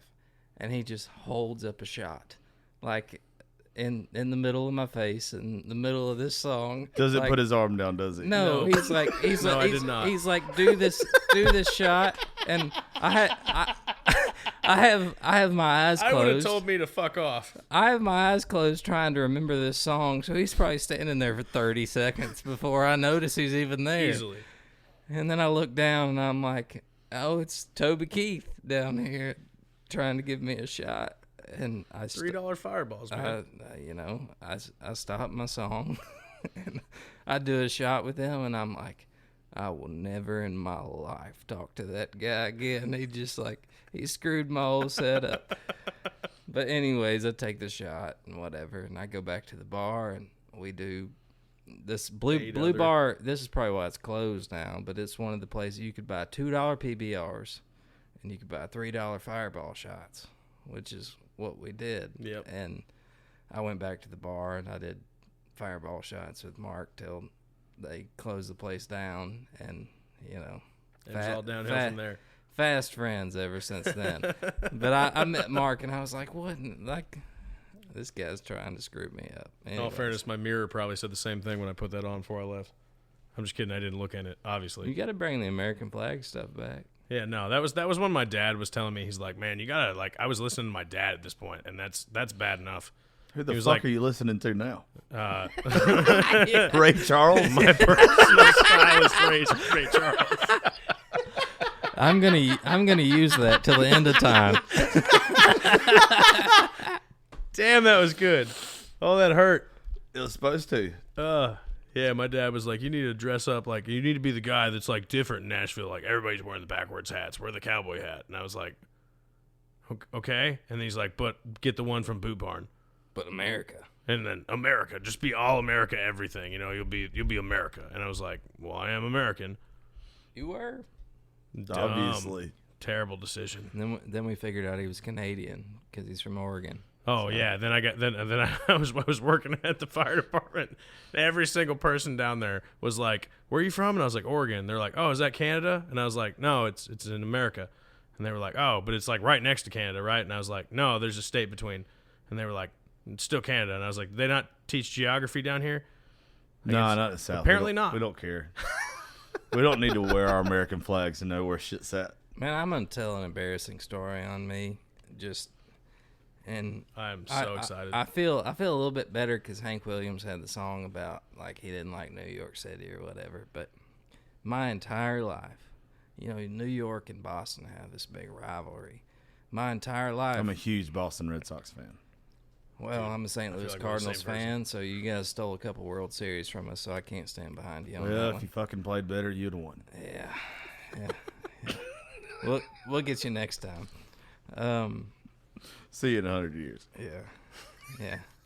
Both of us will probably take that long to get back there. You absolutely right about that. Not wrong. But anyways, so you look at a map and you see the state of New York, you see the state of Massachusetts, and Massachusetts is like clearly under New York. Well, I get this gig to go up and play for these people in New York, which is great. To me, they put me up in this like building that was taller than anything I'd ever been in, which 3 stories was about it. But this was about 10 times that. And anyways, I thought that New York City was above Boston, but turns out Boston is above New York City, and they all gave me hell for that. I don't know. We played on a sailboat that day, and it's a miracle I didn't throw up before that. I feel like that'd be like the worst place to play in the world. Oh my God, it sounds fucking horrible. No, because you get on there first. Yeah, but you're hungover when you get on there, probably. Well, no, I wasn't. I mean, it's a night gig. Okay, it wore off. I did almost miss that flight. If it wasn't for a guy named Julio that was the cart guy, I would have. I mean, he hooked me up. He took me like straight to the cab, got me in. Like he had clearly had a buddy. I woke up 45 minutes before a flight at LaGuardia, which is the most impossible airport to get in. And I have you been to Atlanta? Well, I've been to Atlanta. Yeah, not to the airport. I would take Atlanta. No, I mean I've been in the airport, just never like went out of that one. That place I would take Atlanta sucks. over LaGuardia, honestly. Like especially if you're in the middle of DC was the worst one I've ever fucking been to. DC was bad. Yeah. No. But anyways, yeah, I thought Boston was below New York City, and it is not. Geography. Yeah, y'all want to hear an embarrassing story? Yes. I can't quit opening my phone and seeing Lainey Wilson's ass. Oh, you remember when there was an Instagram specifically for her ass? Oh, was there? I'm pretty sure there was like an Instagram that was like Lainey Wilson's ass, and then it like somebody said something and it got pulled down, but it had a bunch of followers and it was just pictures of her ass. She's got to stop. Like it's got to the point now to where like I literally opened my phone, and I think she's like super fucking talented too. I think she's fucking amazing. I love her voice. It's his background. Man, these songs she's coming out with now are just like fucking bangers. They're turning the world around. Smashes. They're fucking great. But these goddamn britches that she's wearing everywhere she goes. I literally opened up my phone and I was just like, I was listening to your story, but I got lost in these cheetah britches. And I was just like, I don't know what the fuck he's talking about over here, Boston and New York, but I'm over here just like. I can't comment on that. We had a buddy that used to date her for forever, so yeah. I can't. Well, I forgot about that. Well, that guy, that's me high-fiving him. He's a good dude. He's a good dude. I get obsessed with like I had to tell myself like not long ago, because I've always been like, I guess just like the fan mentality, like when I meet people, and like now like working with folks and meeting some of these like women and everything, I have to watch kind of what I say. I got to say like joking for them and playing for them, so they don't know like if I'm serious or not, because if she ever hears that, I don't want her to be like, oh, this guy's a fucking weirdo. But then I look at her Instagram and I see the comments that everybody else underneath it. You're not going to be the weirdo. Mine is the mildest of them all. Yeah, you're not going to be the weirdo at all. Yeah, mine's the mildest of them all. But like I've had a couple times where like I've been in like especially Live Oak, and like Lee of all people, been like, hey, he'll be like, you got to shut the fuck up. Like, cause because my mouth. If Lee's telling you got to shut up, well, not in a bad way, because like I don't say anything ugly to anybody. Like I flirt, I flirt. I'm a notorious flirt, and sometimes it works. Sometimes it does. Yeah. Mark, don't act like you ain't seen me with some bitches. I've yet to see you with one, but you've seen me with several. No, you have a video of me getting shot down from one. Remember? That's cute. It's okay though. That girl was out. You should have known better. Out of my league. At some point in I time, don't even know what girl we're talking about yet. At some point in time, you got to realize what is achievable. Like, I'm never going to play in the NBA. You're probably not going to get laid anytime soon. Like, you got to know what works for you, bud. Not my skill set. But it's okay. I can't play guitar or sing. So, I mean, it teaches their own. Neither can I. Okay, you'll get a hit record. I'll get herpes. That's what's going to happen. What makes you think I don't already have herpes? What makes you think I don't either? Jesus Christ. I don't have herpes. Well, that makes one of us. I told this girl the other day, I can't remember what the fuck brought it up. It was this young girl. She was hitting on me when we was down at the beach. It's the most awkward fucking situation ever. This girl takes my cowboy hat off my head, puts it on hers, and like, she's good looking. She's cute as fuck. And she's like, hey, you want to go get a drink at the bar? I'm like, fuck yeah, I do. Yes, I do. So I walk up there. She still got my hat on. I'm like, hell yeah. Her dad walks up. Her dad had been buying me and Dustin shots while he's playing. I'm sitting there at the table with Caleb King and his wife. I don't know if you know Caleb. He's fucking really good. If you guys hadn't ever looked up Caleb King, you should do that. I don't think I know. And then like the other girls were sitting with her, whatever. So I'm sitting there, or I'm at the bar with this girl. Dude walks up, put his hand on my shoulder, and he's like, "You think that girl standing next to you looks good?" And I was just like, yeah. Why?" He's like, "That's my daughter." But he was like smiling and happy. But this same guy's been like buying us drinks all night. Smiling and happy about it. Yeah, and he's like, "I think you ought to," he's like, "Let me buy you a beer. I think you ought to ask her to dance." And I'm thinking to myself, like, that's a weird dad. Yeah, I was like, "You want me to fuck your daughter?" Because Are you looking at me right now? Because if I take her out there and dance, it's over with. Like, you might as well just, she ain't coming home tonight. Like, and then this is where it gets really, really bad, Mark. The bartender, like, doesn't give her the shots, gives them to her dad. And I'm like, what the fuck? Like, it was weird. Like, her dad had to order them. How many shots? There was just like 3, like one for each of us. You, girl, Me, and yeah. dad. So she wasn't even old enough to buy her own shots. Fucking 19 years old, dude. Oh, no. And her dad was still trying to make off that happen. on me. And I was thinking to myself, one, he's either so ready for this bitch to get out of the house, and he thinks I got some money or something because I'm sitting up here with all these girls and everything, and with Dustin. Or like, he thinks you're a real good guy. That's he going to make her life so much better. There's nothing about me in public that should ever give that away. That like, I'm a real good. Not that I'm a piece of shit. But in like public. Random people meeting you wouldn't be like, that's the guy I want my daughter to be with forever. Like, I had done nothing up to that point to where, like, you know what? I want to see my daughter spend the rest of her life with him. Like, nothing. And it was just weird. But I got to thinking about it later on. I started thinking, I was like, well, maybe it's something different. Maybe because he said, like, you know how there's like a lot of fetishes and stuff? I was thinking, like, maybe she just called him daddy. Like, maybe it wasn't his actual daughter. Could have been some weird shit. Yeah. I don't know. I think you're overthinking that one. That's what I want to go with. Could have been some weird shit. Or it could have just been, honestly, either of them would have been weird. They would have both been weird. It was very uncomfortable. I can imagine. It sounds very, very uncomfortable hearing the story. I had a good time.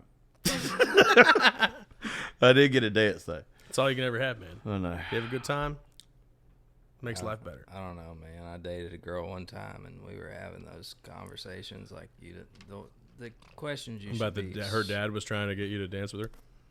Nothing about her dad. And it's those questions you shouldn't answer, and you think like you're answering wrong, and she was like, what's the oldest girl you've ever dated? And I went conservative. I was like, a couple years older than me, like, I don't know, whatever. She had ended up dating a 50-year-old. She was 21. And Ooh. Like, she had dated a 50-year-old before. Yeah. Anyways. So she was going for guys with money. Yeah. Apparently, she never told her dad about it, but I don't know. Because her maybe boyfriend would have been the same age. Yeah, I'm done with like younger girls. I'm literally, if that bitch ain't going through menopause, I'm gonna pause.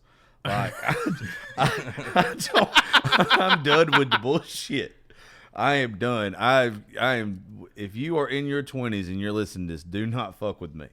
Like 30s, younger 30s, you're still on the fence, but 40s and above. I'm in it. 60 and above, he's good. If you are an RN or an anesthesiologist or a teacher about to retire, you live on a golf course somewhere or a beach house, hit me up. He's living the Oak Ridge Boys song. Older women, yeah. Oh boy, tell me that. Well, I'm not going out there. Me and Marc can probably have this conversation. You might get in trouble, Baker. I had to explain this to these girls at the beach that were with us that was younger. It ain't no disrespect. Older women are just fucking the best things on the planet. They just know what they want. Yeah, in every way of life. I wish I could get that through my head because it seems like every girl I date is younger than me by a lot. Oh no, Marc. I like to get them like right around the time that they're like 20, and then once they're old enough to go to the bar, like we break up. No. To be fair, he ain't dated a girl in like 8 years. That's a good point. Yeah, you should probably give a little bit more detail. There's a couple details that should have been included. Yeah. You haven't dated in how long? He's 30 now. It's been a while. It's been a solid 3 years. I'm proud of him.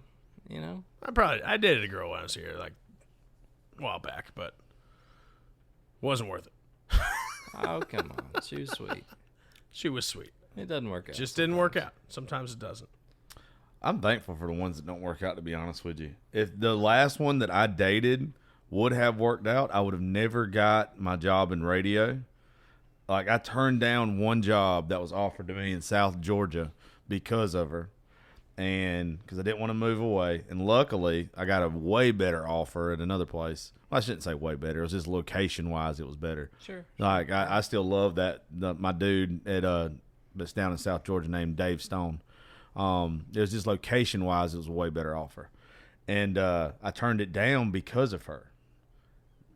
And if it wasn't for her and me breaking up, I would have never went into radio like several years ago. So like you got to look on the bright side of that shit. I mean, they do suck. I feel like every breakup I've ever had has like driven me towards something different. Like I left college and ended up going out to Eastern Oregon, like doing the firefighting thing for a while, and then I followed a girl out there that I'd met in college, switched schools. When I did that, it's when I met a songwriter, realized songwriting was a thing I could do, started chasing that. I was with another girl for years. That didn't work out. When that ended, I was like, fuck it, I'm going to Nashville. And everything's just kind of been like that. Like, a lot of that shit's always about a girl. I think. Or something drastic. Is it a girl or a job? Usually. One of the two things is going to get you to move and pack up everything and just do something completely different and shift.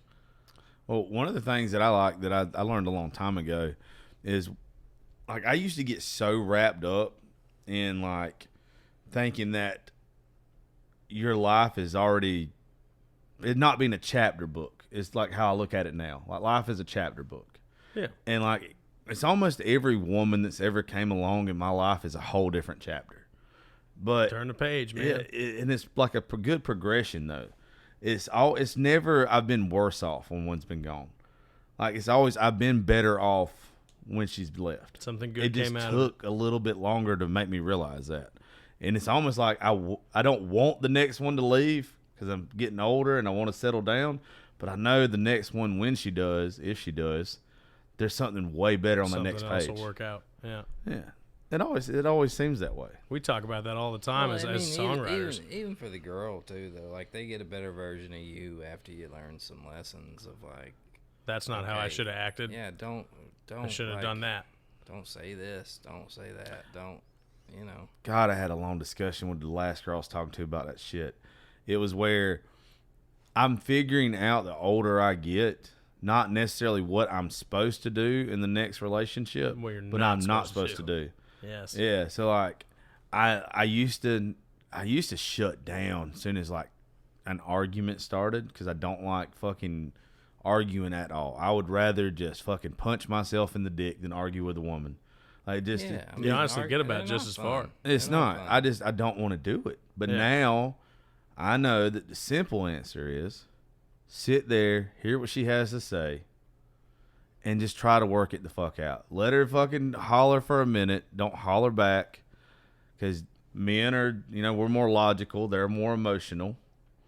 And just let them get it the fuck out. Yeah. If you sit there and listen to them for just a few minutes, and I'm bad about wanting to fucking argue with you.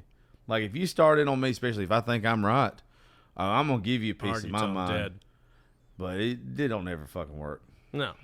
Even if you win that argument, you lost. You still lost. And if you care about them, why not just fucking kind of bite the bullet and be like, okay, whatever. You know, and then let's just make it. Also depends on how long you've been together.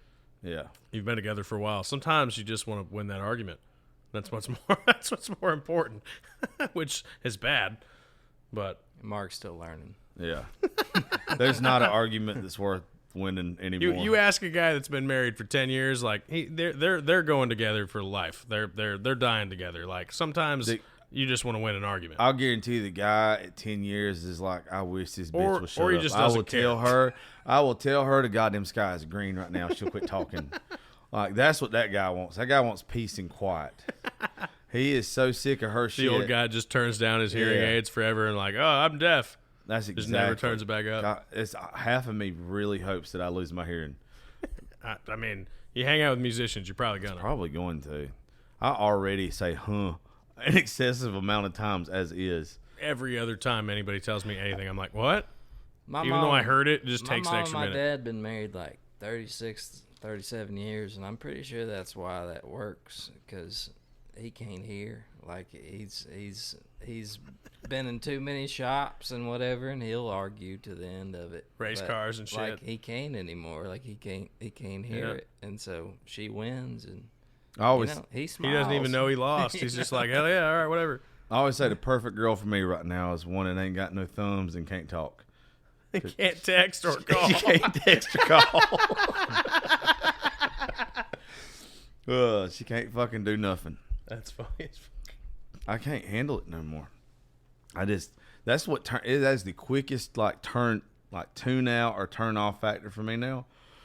Is just if you want to bitch about stuff, I can't handle it. That's what you got friends for. Yeah. Depending on what it is. Thank you. If you want to argue or you want to talk, if you're mad at me, please have a best friend that you can make hate me. If you want to talk to me about something, talk to me about something. But if you want to talk about other shit, talk to them. If it's something about me that you need to get off your chest, I don't need to hear that. I know I'm a piece of shit. Tell her, don't tell me. Don't tell me what I did. I already know what I did. I made that decision consciously. Yeah. I hate that you're mad about it. I'm sorry. I'm quite happy with my fucking decision. I'm sorry you're not. There's going to be some woman that just heard me say that. I don't know who she is, but she's going to text her husband. Because this, like, my listening audience is like 80% women. Yeah. They're going to text her husband and like, I fucking hate Josh now. Because of that conversation right there. That's right. I'm right there with you. They're going to hate me too. Yeah. They're going to be like, I know what she's going to say to her husband. It's like, do you feel that way? He'll be like, do you feel like every time I bitch at you about you that I should be bitching to my best friend about you? And he's going to say, honestly, yes. Nope. Nope, with his head nodding down. He's going to be scared shitless. Texting his friends going, fuck, I almost got out of it. Yeah. I just didn't know how to veer. It was a loaded question. Oh, absolutely. There's no way to get out of that shit. Okay. Well, let's play a couple more songs if you want to. I think we're rambling, so usually when you start playing songs is when we get back on track. We can. What you gonna play? Hit it. What am I gonna play? You're first. Come on. Yeah, you go first. I've been going first the whole time. All right. You always come first anyway. Oh shit. Oh yeah. You wouldn't know how to go the opposite way. This is why we can't have nice things. Shit. Well, what do y'all want to hear? You want to hear something funny, or you want to hear something? I'll be honest. I love you funny stuff, but I like when you do like the lovey-dovey songs. I think that shit's really good on you. Hey, have you played them? It Ain't You, It's Me? Yeah. I think have you heard? Have I ever played you Wrap Around? Yep. Okay. Well, shit. I mean, you can still play them again. I don't give a shit. I was like, those are the ones. I didn't know if I'd done them on the show or not. You did. But there's probably some people that are going to hear this that didn't hear those first ones. All right, well, fuck it. I got this one open already. We'll just do this one. Just got to get the guitar ready here. Somebody tell a joke. Lee Tucker's Love Life. Yeah. It's the same joke. Just I hope he doesn't listen to this. I hope he does. I hope he does. Oh, no, he'll text me. I'll guarantee you he will. All right. Not crazy in tune, but enough. All right. So I wrote the song with David Evans, Eli Locke, and Nick Walsh. And ironically, I think this was Eli's hook, but the only guy in the room that was actually in love at the time was Nick. And he's like that crazy kind of weird love that makes you almost nauseous, like watching him and his girl. They're just like, the second they met, they were like in love as fuck. And I don't know how to describe that. They've been attached at the hip ever since, but like in a good way. And so we wrote this song. It's a little love song kind of thing, and it's called Wraparound. It goes like this.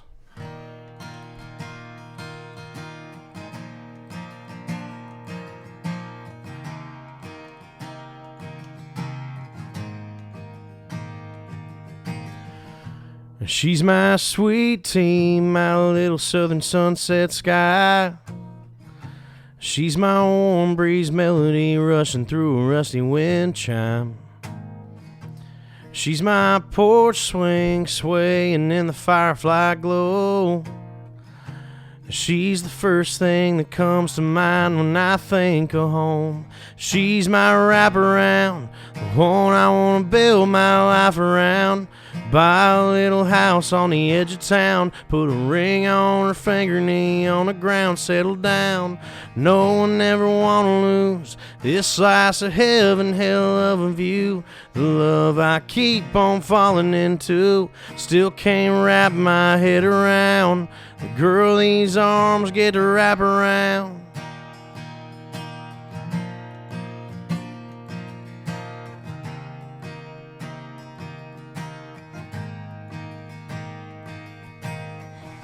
She's my shelter, my shield from stormy weather. She's the nails in the boards that hold this old boy's world together. She's my wraparound, the one I want to build my life around. Buy a little house on the edge of town, put a ring on her finger, knee on the ground, settle down. No one ever wanna lose this slice of heaven, hell of a view. The love I keep on falling into, still can't wrap my head around. The girl these arms get to wrap around till I'm old and gray. Every day I'm gonna thank the good Lord till He calls my name. That she's my wraparound, the one I wanna build my life around. Buy a little house on the edge of town, put a ring on her finger, knee on the ground, settle down. No one ever wanna lose this slice of heaven, hell of a view. The love I keep on falling into, still can't wrap my head around.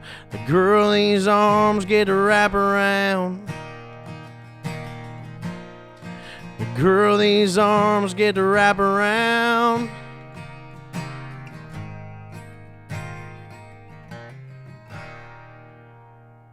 That's a good damn song, dude. Thanks, man. I'm telling you. That's one of my favorites that I get to hear you do. It's honestly probably my favorite love song I think I've ever written ever. I very much like that one. I'm telling you, you look at Marc and you never know what you get. And that's like, yeah. I say it kind of shitty because it makes me sound like a bigger asshole than don't worry, I'm gonna play a jokey one next. Okay, but that's you just do it so fucking good. Thanks, brother. I don't know why God gave you that fucking talent though. And then you got someone. He didn't give me a whole lot of talents, but hey, he gave you the one that matters, or one that matters. Just one. Yeah. Just one. Yeah. It's okay. I don't have fucking many myself. He was like, "That's you know what bullshit. You're great at being bald and hosting a podcast." I know. Well, yeah, that gets you a little something. I was gonna say. He was like, you know what we're gonna do? We're gonna make you talk well. Hey, honestly, that's a skill that not a lot of people have. I'm trying to teach this girl right now that just went on vacation with us how to get up and like introduce artists like on stage and help like promote their stuff and all this kind of thing. I didn't realize that like, not, I guess I hate the word like MCing or whatever, but like hyping up a crowd or whatever, like there's an art form not to being it, like nervous in front of the first time I ever got tossed on stage and like working in radio was in front of like 10,000 people at a Tracy Lawrence and Lane Hardy show. Yeah. You're kidding. And I had to fucking Tracy Lawrence from Arkansas, man. I love Tracy Lawrence. And I had to fucking introduce it. And I had to have like I ended up drinking like 4 or 5 White Claws before I went on stage because I was so fucking nervous. So you were sober. Enough. 4 or 5 White Claws even back then. Honestly, like Josh before like 4 or 5 White Claws anyways, kind of like just like, Yeah, that's just, that's how I drive to school in the mornings. That's how I drive to school in the morning. That's what I do to take my daughter to school. Don't pay attention to that, local cops. Oh, they love me. These cops around here, they fucking come sit in the studio and hang out. Like, they're the fucking best. That's people, hilarious. All the time, people are like, how do you get to act the way you do around here? I support police officers, and I support firefighters, and I support all like the first responders and military around here. It's amazing what they do when you are the kind of support they give you when you don't sit there and bash the fuck out of them. But anyway, fuck, I forgot what I was saying. Oh, no kidding though, man. Like that's such a hard. I mean, we pulled into a gas station earlier, and the cops outside got like vest on. Like you don't have those for no reason. Like on the outside of their uniform, like not like just the regular one that's in there. Like they're like wearing like extra tactical vests on the outside. Bulletproof vests. You want to hear something? You want to hear something shitty about down obviously here too? goes down in that area. Shitty in Georgia, or I not say in Georgia, because I don't know all counties. I know around close to here. Like it was on the way. Well, around here, I mean, they wear them around here too, the tactical vests. Yeah. But things are so bad and they're so underfunded around here. Cops have to buy their own gear and shit around here. Man, that's terrible. Yeah. Because, I mean, everybody's underfunded. And they're under. That should be one of the first few things you fund: guns, vests, and cars. Yeah. But I mean, think about it. Pretty much all you need to be a cop, right there. I mean, other than like the knowledge of the law. I mean, it's me and Marc pulling into a place, so I'm not really worried about anything. But imagine if it's you and your wife, or you and your kids, or you and your, Man, we stopped in at some gas station one time in Alabama on the way home from a show. It was late at night, and we were going to get gas, and it was like one of the only ones open. And it was like, man, there was some. You could just tell there was some shit going on. It was like shady as shit, and we were trying to get out of there as fast as we fucking could. On the way to Texas a couple months ago, like driving out there, right there in Salem, Alabama, where like MLK did the march and everything. Yeah. I wanted to drive through there so I could see like some of the history. Sure. And I went like to where like I could kind of like see some of the things at night, and I was like, well, there won't be a lot of fucking people where I can stop and take pictures and shit and everything. Scariest fucking area ever. And I stop at a gas station. I would have never thought this place would have been run down because of the history behind like the marches and everything there. And I get out at a gas station, and there's like even a fucking armed guard in the gas station because the area is so fucking bad. Damn. And it's just like, what the fuck? How does that happen? Dude, I don't know. It was weirdest shit I've ever seen in my life, though. There would literally be a beautiful church. I mean, that's all that area is. It's like those back in the day civil rights churches and everything. And beautiful, beautiful church. Right there next to the church is a fucking liquor store and a check cashing place at every corner.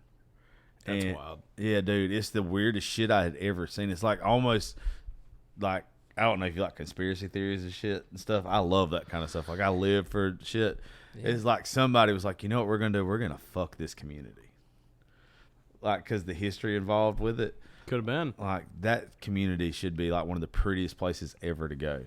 And it was scary as fuck going through. You'd think, though, man, like at the same time, there's a bunch of places like that, though. Yeah. Like what, like a Graceland area, like Memphis, man. You ever been over there? I haven't. That's like on my bucket list. That shit's like run down over there. Like, is it really? You don't want to park your car and get out of it. You don't need to see Graceland, yeah. It's. I mean, I want to go there and see that history, but I've been over that area, and it's just like, man, like. They say Memphis is shit anyway, right? I like mean, it's pretty not run down. all of it. There's some parts of Memphis that ain't bad. Like, I don't know. I've been to the Bass Pro. That's the one with that's the pyramid one, right? Yeah. Man, I want to go to Memphis and see the basketball guy play before he's playing for the Lakers or somebody that's the Ja Morant guy. Yeah. That guy's incredible. I mean, he's on SportsCenter every night, like, and he's 2.5 hours from us, and we're gonna be like, oh, we'll go, and he'll be playing for and the honestly, Lakers Memphis is a great fucking city too. Like, you go down there, like Beale Street's awesome. It's like Broadway, but like different.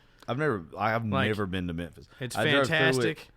I drove through it on our way back from like when we went through from Texas from Fort Worth to Nashville. Yeah. So we would have Take drove you right through there. Yeah. Well, man, that fault line's right there. Like the earthquake ever goes off there, like it's like That'll I happen feel right like that's there. why they don't want to redo it, because it's like, I mean, if that goes off, you're gonna feel it in Nashville, you're gonna feel it in Little Rock, you're gonna. Oh, that'll be a big one. It's gonna be. Yeah. I mean, it's not gonna be a joke. It's an interesting town, though. I mean, they got that stuff like everywhere. Like Music's there's some great, places though, that are man. Like different. you can't hear that kind of music anywhere else in the country. No, other than man. Well, I'm a big Memphis. blues fan. That Like, a big fresh blues fan. ass That's why I Delta want. That's why I want blues to and go. everything down there, man. Yeah. Like they have so many of those blues bars. It's just fantastic. Go get your barbecue, and people argue over which one's the best. The truth is, they're all good. They're all good. Have you ever had barbecue that you really didn't like? Yes. I mean, I've had It's barbecue always that chain wasn't barbecue like. though. It's always like a chain barbecue Okay. place though. I've had barbecue that wasn't like the best, but it was still Yeah. barbecue. Well, that argument ain't a thing in Memphis, though. I mean, if you're eating barbecue in Memphis, it's It's great. good. Yeah, Like, it's just a matter of which one's your favorite. I ever told you as many times we talked, like a blues bar pretty much like changed my perspective on the world. No. no. All right, so right after high school, I think I was about probably a couple years after high school, we all got together, like all the ones of us graduated together. It's like 20 or 30 of us, and we went out to Macon, and I had to be like 21 because we could get into bars, and all my friends wanted to go to like this nightclub, dance club or whatever. And I was going to go for the hell of it. I hadn't seen any of these people in a couple years or whatever. So I was like, fuck yeah, I'll go. Well, I'm walking with them, and I really didn't want to fucking go to this place that was going to play music I really didn't give a shit about or whatever. I didn't fucking care about it or anything. Sure. But I'm going to hang out with my friends I hadn't seen in a while. Yeah. Well, there used to be this really fucking cool blues bar in Macon. It's no longer there. I walk past this place, and I hear whoever the fuck is playing in there, and they're fucking going to town. Yeah. And doors open or whatever. And we'd already walked past on the way to eat earlier the other place that we were going to, and the stuff they were playing I didn't want to fucking listen to.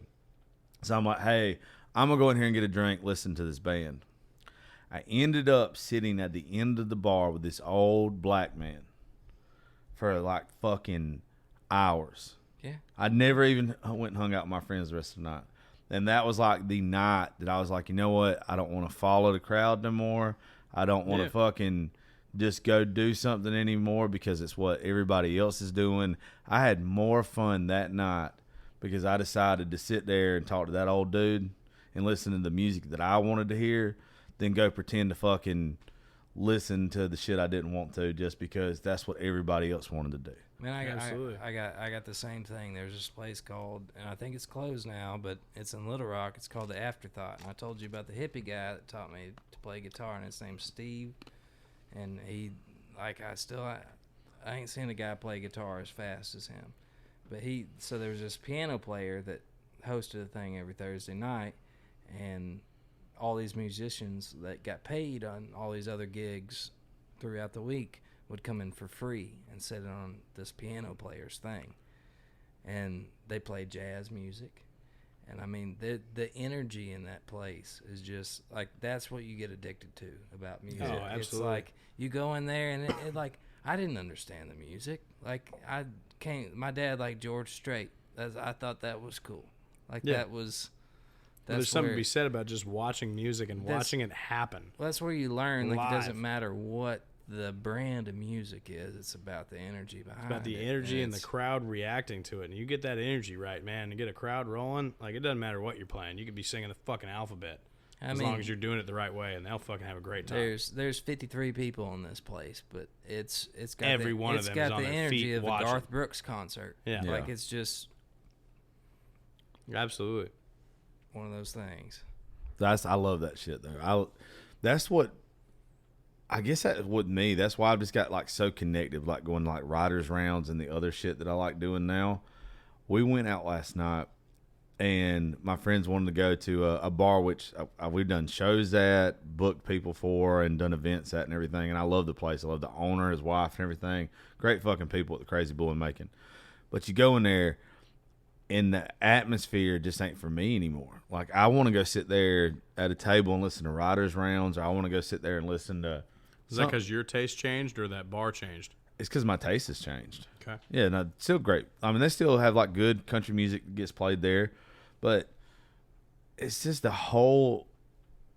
I can't do it anymore. I didn't realize it until I thought I'd try to give it a couple different chances to where I've gone to different places lately. Just try to be like, you know what, I'm gonna try this again, just for the hell of it. Sure. I know I can't do it anymore. Yep. Like I can't. And I also, like when we were down at Floribama, like one of the nights we were there was a huge fucking crowd listening to this one guy. I couldn't do the crowd anymore either. I wanted to go up to Nashville for CMA week, but I can't do it. I can't fucking do it. CMA week. Yeah, like it's too much, but it's good for business. That's where I'm going to end up getting fucked with all this stuff. Is like, 'cause I'm supposed to be networking with a lot of shit. It's hard for me to honestly, fucking do it. You should definitely be up there during CMA. Yes, that's stuff. Yeah, but it's just like my anxiety and everything's going to take over, and you know what I'm going to do? I'm going to go to Live Oak. You shut down and go to the bars you used to be at. I'm going to go sit at the same place that I'm always going to sit at, and that's all I'm going to want to do. Yep. Well, hey, let me argue with you for a second. The people that you like are going to end up in Live Oak, are going to end up in Red Door, are going to end up in... That's a solid point, too. CMA week, like, the people that, like, there's certain people on the radio and stuff you don't want to hear, and I don't want to hear either. But the ones you do are going to end up in those bars because they ain't been, like, that's what they grew up. They came up in Nashville and they don't get to go there no more. But that week, they're going to be there. You know what everybody in Nashville has in common, too? Everybody that lives in Nashville, other than if they're playing, they don't go to Broadway. Yeah. Like, I mean, don't get me wrong. There's some good shows you can see on Broadway. You'll walk into some bars, and you'll see artists that, like, I mean, I'm friends with plenty of people that play down there. They're fantastic. You walk in, you'll have a great time watching that band, but nobody really that lives there wants to go down to Broadway and deal with that shit all the time.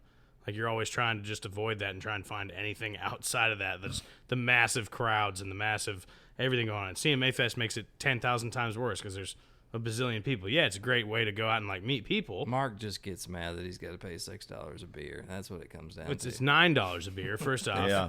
And I don't like paying so I for drink parking. liquor all the fucking time and see what your tab is at the end of the night. And Ubers are too goddamn expensive. It's ridiculous. Dude, hey. That phase is over. Yeah. I cannot tell you because I know only time I ever go down there to see Blaine play. I know you don't know Blaine real good. Blaine's fucking a great dude. He's a Georgia boy. He's just like real close with us. Sure. Fucking great dude. But he plays at AJ's. Usually headlines or whatever, the last show, whatever you want to call it, 10 to 2 or whatever it is at AJ's. I cannot tell you how many times I've got stuck at AJ's and couldn't get an Uber. And I would have to walk from AJ's I get it. to fucking Live Oak because right around the corner is where Lee used to live. Yeah. I've had to fucking do it about 5 times.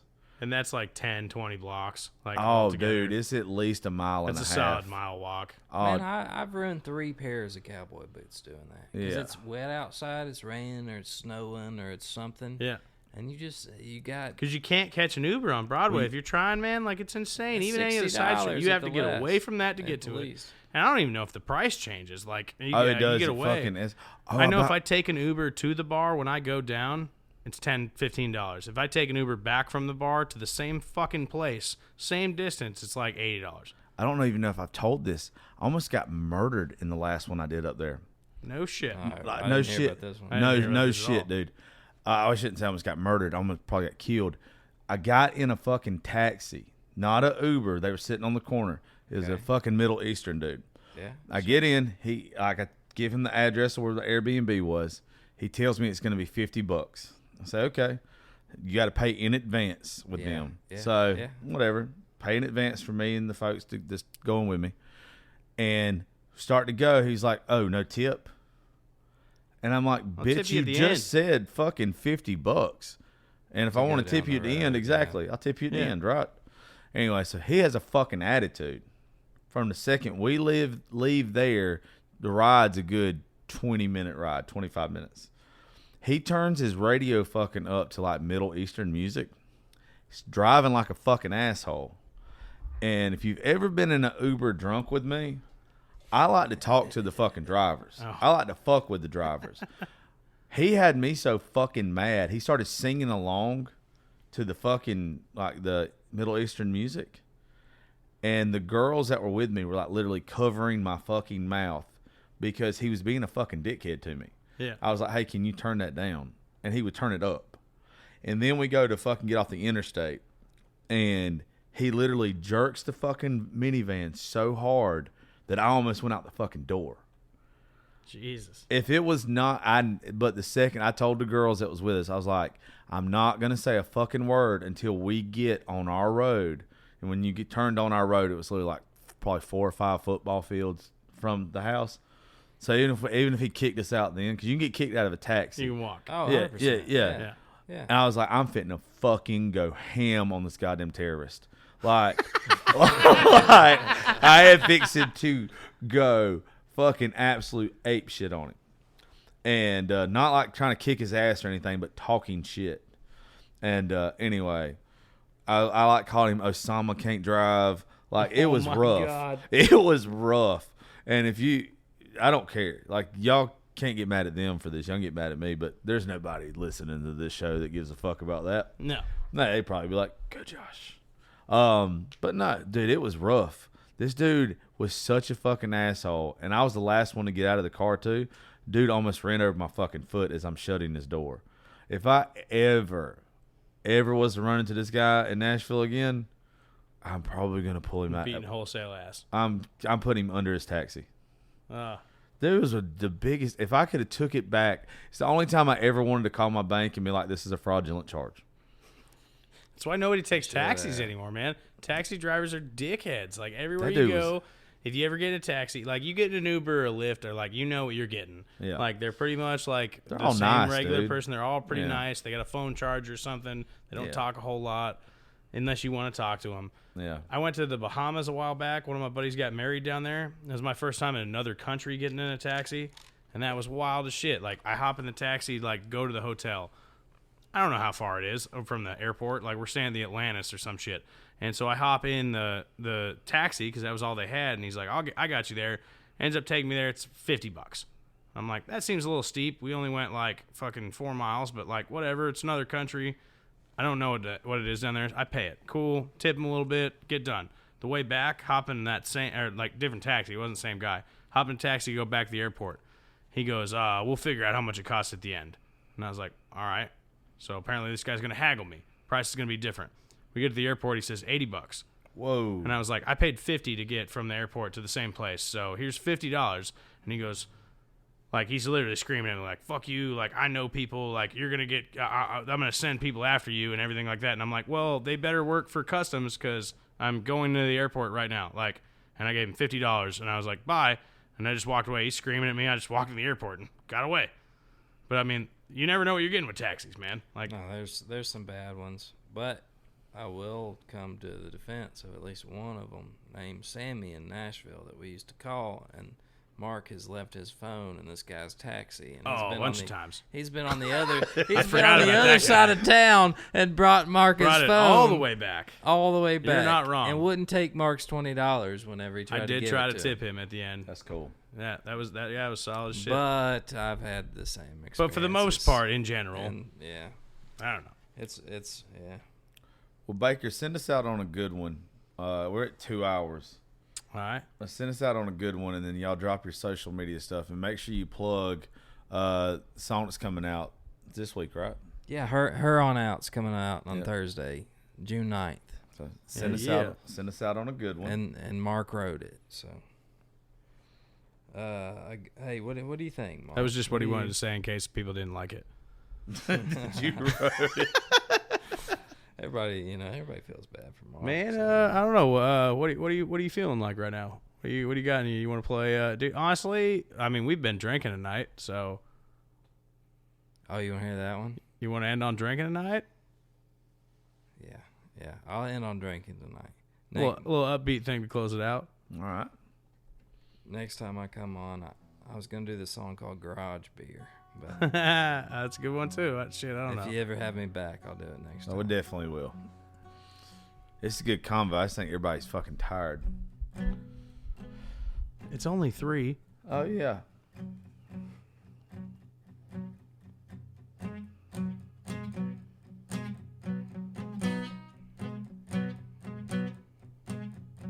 Been living like I'm living, taking what to give and tell the boss where to stick it. I'm drinking tonight. This chick, it needs spending. This bender needs bending. Hey, even if it didn't, I'm drinking tonight. I'll put my worries on ice. I got a long list of things to blow off. A redneck side to show off. And a long next state of mind. So I'm drinking tonight. Yeah, we have. Some honky-tonk women. I know some honky-tonk women, dangerous in denim, whose boots need spinning. So I'm drinking tonight. Some shots that need taking, mistakes that need making. Baby, all I'm saying is I'm drinking tonight. I'll put my worries on ice. I got a long list of things to blow off. A redneck side to show off. And a long next state of mind. So I'm drinking tonight.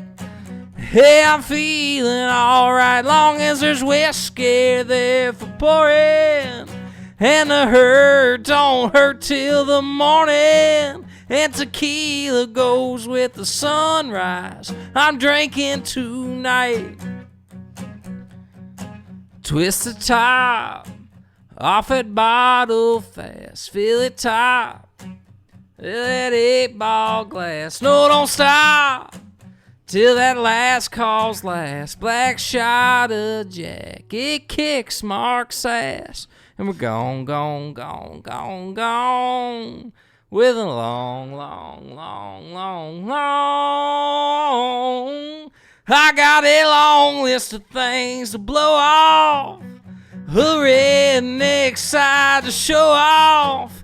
And a long next state of mind. So I'm drinking tonight. Hey, I'm feeling alright, long as there's whiskey there for pouring. And the hurt don't hurt till the morning. And tequila goes with the sunrise. I'm drinking tonight.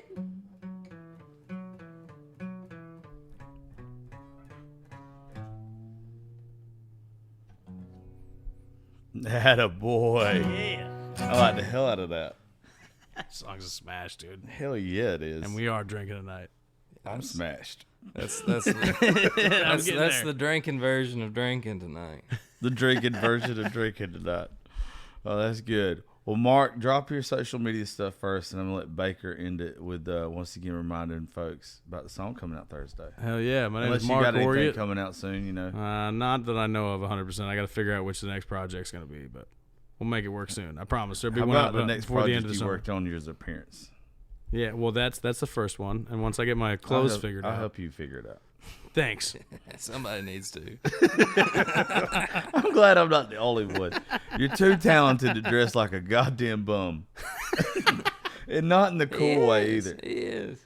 I wonder if hipsters look at him and they're like, this guy's got it figured out. Ouch. Ugh, Well, he don't drink PBR. So. Oh, never mind. That hurt a lot. That Or any kinda kind of out craft for beer. them. Oh, yeah. They're probably like, oh, no, he's a poor. He's a poor. Well, I am a poor, and my socials are pretty much all Marc Oriet music across the board. It's MarcOriet music on Instagram, TikTok, all that stuff. So check it out. Yeah, so follow him. Yeah, we got absolutely. We got to work on we got to do some kind of video or something with both of y'all for your social media before you go. Apparently, I have to buy new clothes first. We should do a couple. No, we'll do something different. Depending on the video, I might be able to pull these off. I think actually there's that sound I've got saved on my phone from Eastbound and Down. It's like, honey, I love you, but you got clothes like a fucking dickhead. Man, I'm not kidding you. I think I'm gonna use it. Mark didn't film it, but he had the best idea for TikTok earlier that I've ever heard. We were in McDonald's eating, and I'm not kidding you. There was 19 people in this McDonald's, and 17 of them were wearing Crocs, and we were 2 of them. Yeah, I was like, apparently you have to wear Crocs to be at a TikTok, and we literally were 2 of the 17 people in that place that were wearing Crocs. Everyone was. I mean, there was children, there was old, like, grandmothers. Everybody had Crocs. And Crocs are the You best. got to rock it to get some I'll McDonald's. show you when we get to the house. I only have one pair. I thought like maybe, how dare I thought that maybe you would come, dressed up. I brought boots. I wasn't sure if there was a camera. No. Or we were going to a bar. No, you're good. he didn't wear them, but he brought No, them. he brought them Back just in seat. case. I'm going to leave them there till I go home. Everybody picks on me about my Crocs. I've got the first version of them, as soon as they came out, like they're 10 plus years old. They're older than my daughter. There's not fucking any tread left on the bottom of them, but my feet fit so perfect. Like It's like standing on a pillow. Oh my God, they're molded into them. I hope they never Memory fucking. foam for your I feet. wore a hole in my first pair. Oh, I will. He did. I'm not. Were they real ones or were they Croc-offs? They were Walmart Crocs. Yeah. But he did. He wore a fucking hole in them things. Yeah. I can't lose. They're the only thing I've ever owned that I can't fucking lose. I have lost sunglasses, hats, shirts, boots, everything else. I can fucking throw these motherfuckers in the ocean, and they're gonna come back in your to mailbox next day. somehow. I can't. Nobody's gonna steal a pair of Crocs, man. They're just kind of like. Well, when you see they're them, you'll understand why. They're like these, and I still even have like the elastic thing on top. Like it's like how the fuck? So you take care of it. No, I don't.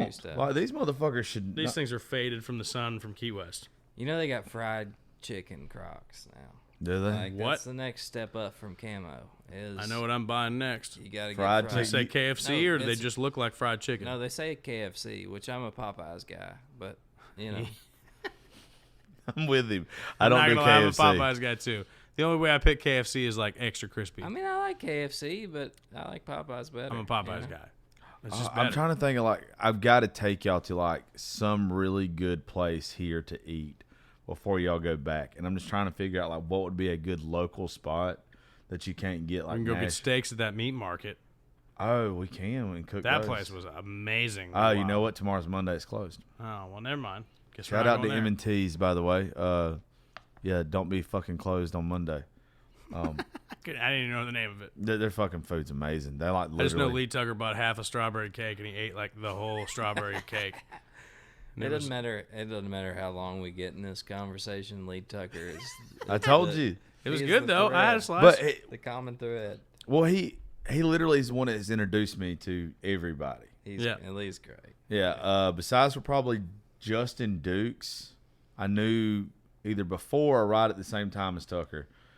Lee's the only reason why like I know Marc and most of the folks. So as much shit as I give him, I think the motherfuckers will end up being like the mayor of Nashville or like on a registry somewhere. Lee? Yeah. Or me? I was Lee. hoping you were talking about Lee. Thank God. Yeah, no, he's definitely going to be on a list. I just don't know what the list is. What's the list? I just don't know. Yeah, songwriter of the year or can't go within 500 feet of a schoolhouse. I don't know. I really hope he listens to this. Oh, no. That one's going to make him mad. The rest of them. Everything else would be. Everything be yeah. like, okay. He was like, if you call me a goddamn pedophile again, we're not friends.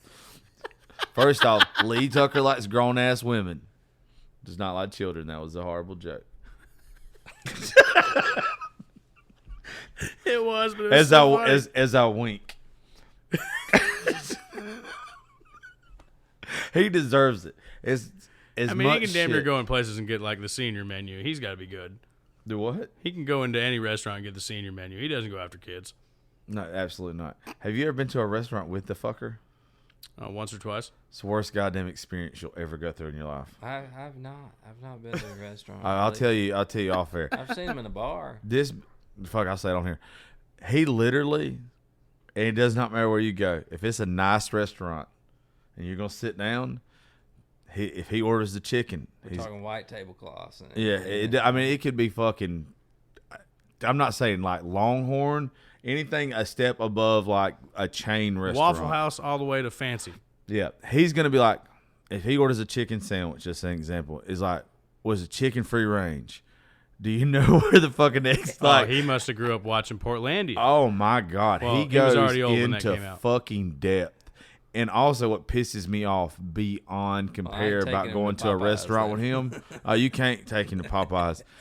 He will sit there if you are in a drive-thru with him, and it's like just a regular drive-thru. He'll know that goddamn menu's there. That motherfucker will wait until the woman comes on and says, "Can I take your order?"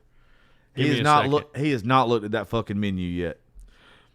He has not looked at it. He is gonna wait till she gives him permission to look at her menu.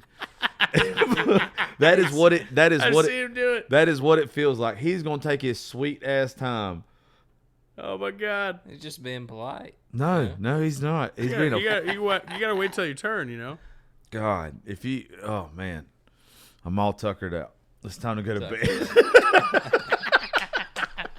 All right, drop your social media stuff. Tell them about the song again, and make sure if there's any way they pre-save it, any of that good shit for Thursday and all that good stuff. Yeah, it's Her On Out. The title, Missing a Letter, is coming out on Thursday. Please go stream it. I'm real proud of it. I wrote it with Marc. It's one of the songs that we love. Playing it at some shows this week. You can find me on anything, just Baker Grissom. 2 last names, BakerGrissom, and Her On Out. It's one of the most proudest I've been of a song in a long time. I love this song. Go stream it. I hope you like it too. All right, folks. Well, thank y'all. Thank y'all for coming down from Nashville. Very much appreciate it. And hey, we're going to get some sleep and try to play a little golf and have some fun in the morning. But please go check out both of these boys and share the hell out of their stuff on social media.